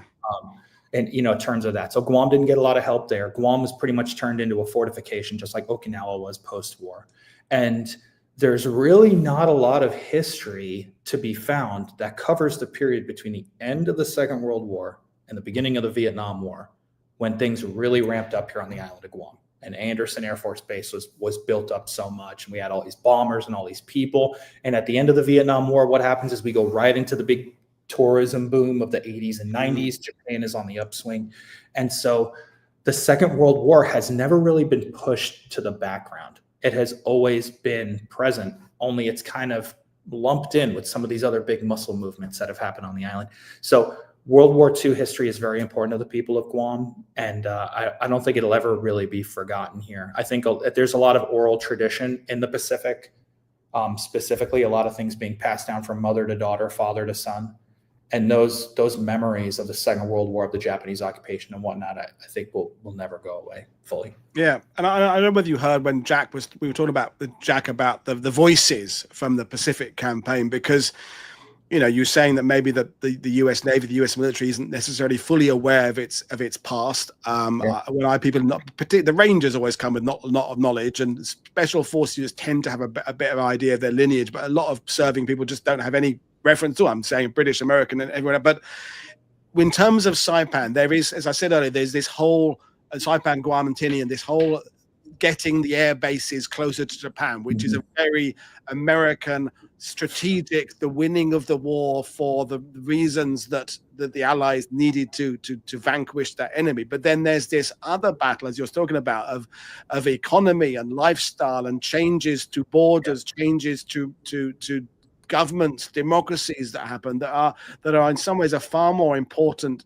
and certainly topical subject than necessarily the war in its own right. In that, bringing those bases to there was important then, and obviously you're part of an active military there right now. But there are far more important things to the people who live there that were brought about by World War II than that strategic purpose. I'm kind of rambling a bit because I've been talking for 2.5 hours. I hope that made some sense there. No, you're absolutely right. I mean, we talk about this sometimes around the dinner table here, is that, we'll go to some World War II sites and there will be, maybe there's like some trash or it's not very maintained very well. And we, the question will be asked by younger folks, like, how come this isn't better taken care of? And the answer is there's no energy to take care of it. If people are too busy worrying about how to get, food on the table day to day, then, I'm sorry, but history is going to get pushed to the back. And it's almost it's a pleasure to be a historian. And I've loved history since the time since as early as I could remember. But it is a luxury to be a historian. And it is something of, I don't know, it's kind of ignorant to think that everybody should be as interested in history as I am, because number one, not everybody has the mind for that. We need accountants too. Well, you're among friends here now. We are all part of the afflicted, as the We Have Ways podcast calls it. We are all obsessed by history. We've embraced it. The first step is coming out, isn't it? I am a historian. That's it. I guess what I want to say is, I believe that all history is public history. And then if you're going to do public history, as you do, as I'm trying to do, as I'm starting to do, we have to understand that not everybody is starting from the same point as we are. And to get that across to the people, there's several people that are coming on my tour that are locals to Guam that I think probably have a veteran in their family, probably know something about the Second World War, but may see some of these sites for the first time. And this island is only, a couple dozen miles long and has 170,000 people on it. And this is a small town. And there may be some sites that they haven't seen and some things that they may have learned. And that may just be because, I don't want to speak for them, but that may be because they haven't had the opportunity to learn it yet. As easy as it may seem for somebody like you and me, we would go out of our way, stay up late at night to go read this or check this out. Not everybody has that opportunity, It's that ability for people like ourselves to realize that how we see a place isn't necessarily how other people see that same place. In that I can think of places in Normandy where young people go there to pick mushrooms or I don't know, ride ponies, but veterans think about the fact their best mate had his leg blown off there, and it's the same site. It's like when my example is when I see Spang, as the shrapnel damage to buildings, my first reaction is, oh cool, World War II damage, but then I'm going, but maybe someone got killed with that round. You kind of have to take yourself out of that moment. Yeah, you do. And that's the fantastic thing about battlefields, is that they speak to everybody in a very different way. And people like yourself who take people there, I'm certain you're going to have experiences, you said that, from people who live on Guam who will see a place they've probably seen before, but see it from a totally different 180. I never realized that had that significance. I always thought that as that place I passed on my way to work, so to speak. And that's the important thing. So, Tony, it's been fantastic talking. I'm glad you reached out, and I think there's future mileage and some Guam content and all these other exotic places that aren't exotic to you because you're there, but they're exotic to me sitting where I am. It's been fantastic talking to you. I hope you enjoy the rest of your day, and let's make a date to do this again. Yes, please. Thank you so much, everybody. Good to see you. Thanks, Paul. Bye. Cheers then. Bye.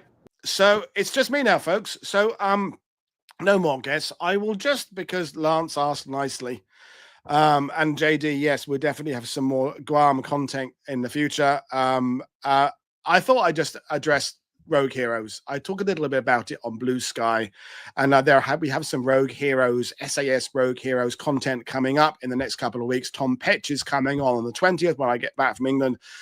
Who wrote a book about the SAS, talking about, fact and fiction. What did the series get right? What did the series get wrong? And then we've got Tony coming on, another guest who's written a book about Reg Seekings, who was sort of an ancillary character in season 1 or series 1, but was a much more important character in series 2, and particularly episode 4, I think it was, where PTSD, all that kind of stuff. So I'll talk about Rogue Heroes for a little bit. So the thing about anything that is a modern TV show is it's trying to be different things to different people, and a TV show has to make back its costs as does a film. Okay, so when a TV show is budgeted and it's going to cost X million to produce it, they have to rely on selling it in numerous countries, blah blah blah. If it comes out on DVD, Blu-ray, blah blah, streaming later on.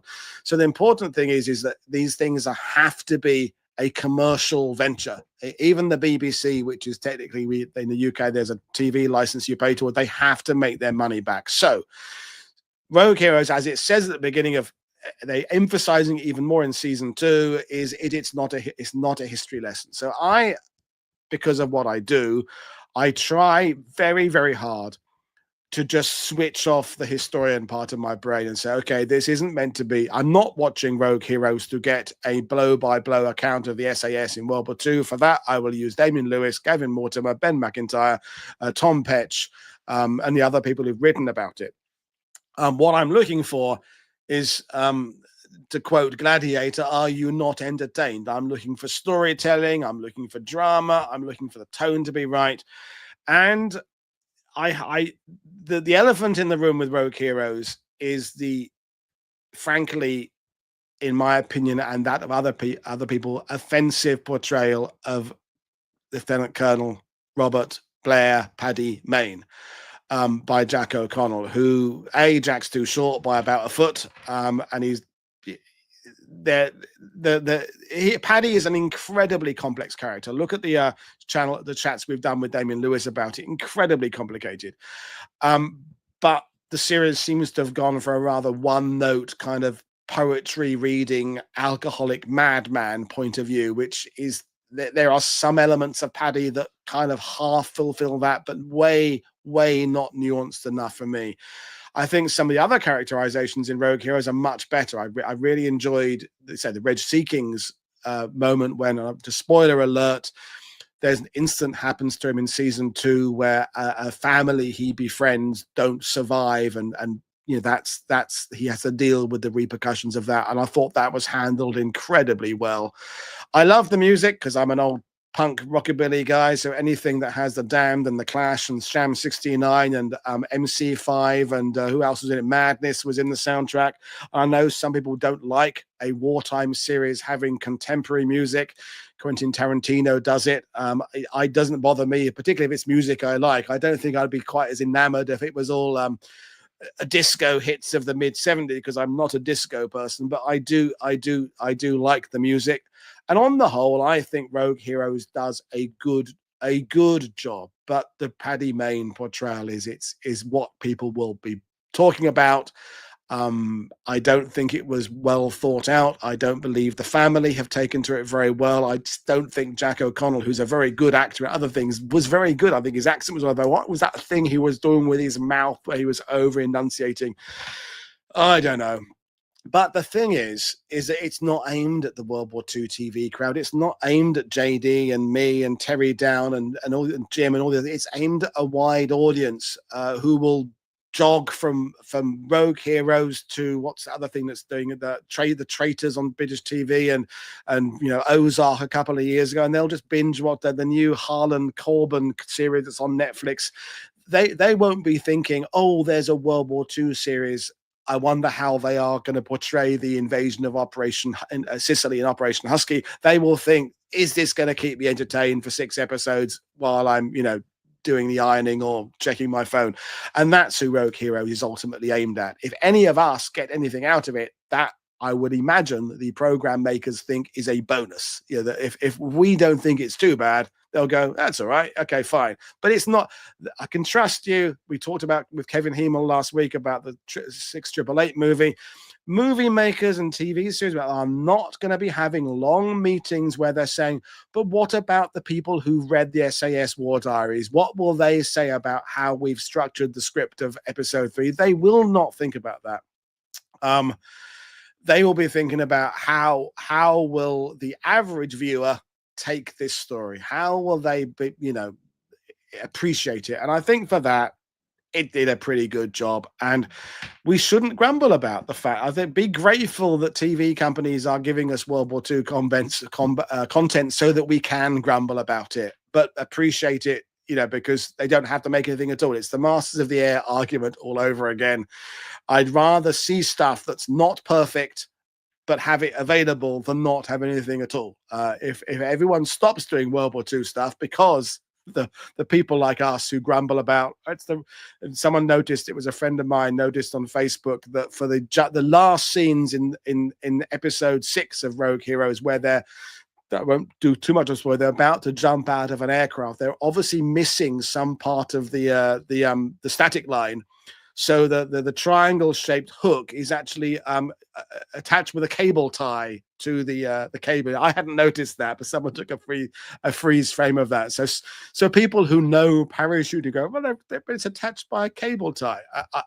I didn't notice that, so it didn't bother me. Now it'll, if you haven't seen it yet, you'll now be watching for that. Woody's spoiled it for you. Or they'll be watching for that. But yeah, okay. As I say, it's not aimed at us. I enjoyed it. The Paddy Mayne scenes kind of annoyed me a bit. I'm glad by episodes 5 and 6 of season 2 they kind of toned him down a bit. It's on different networks. It's on BBC. I watched it via iPlayer, via my mum and dad's account in the UK. BBC aren't watching this; they won't know. You know, the Midway movie from 2009. I saw the Midway movie, the new Midway movie, that's not that new now. It says 2019. It's 5 years old, 6 years old now. But I ended up seeing that with Colin and Matt. We were in Arnhem. Bizarrely, we were in Arnhem to see World War II Arnhem stuff, and we took an evening out to go and see a movie about Midway, and we saw it in the Netherlands, of course. So therefore, they subtitled the Japanese dialogue in Dutch, not English, because we were in the Netherlands. So we didn't understand what was happening in the Japanese scenes. But yeah, it was a bit weird to watch a movie about Midway in Arnhem, but that's what happened. But yeah, it was it was, you know, it was what it was.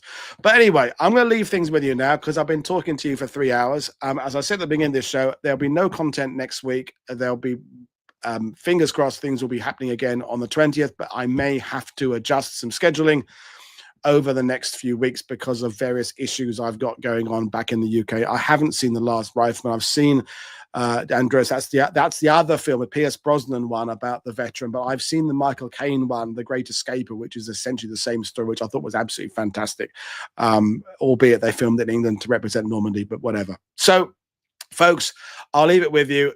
Click like and subscribe. Don't forget that my ability to bring you this stuff is because of the patrons who help out financially and those who are channel members. So please consider, if you're not already, if you watch more than the odd one random World War II TV show here and there, if you consider yourself a regular viewer, consider helping out financially. But that's it. I'm going to go now.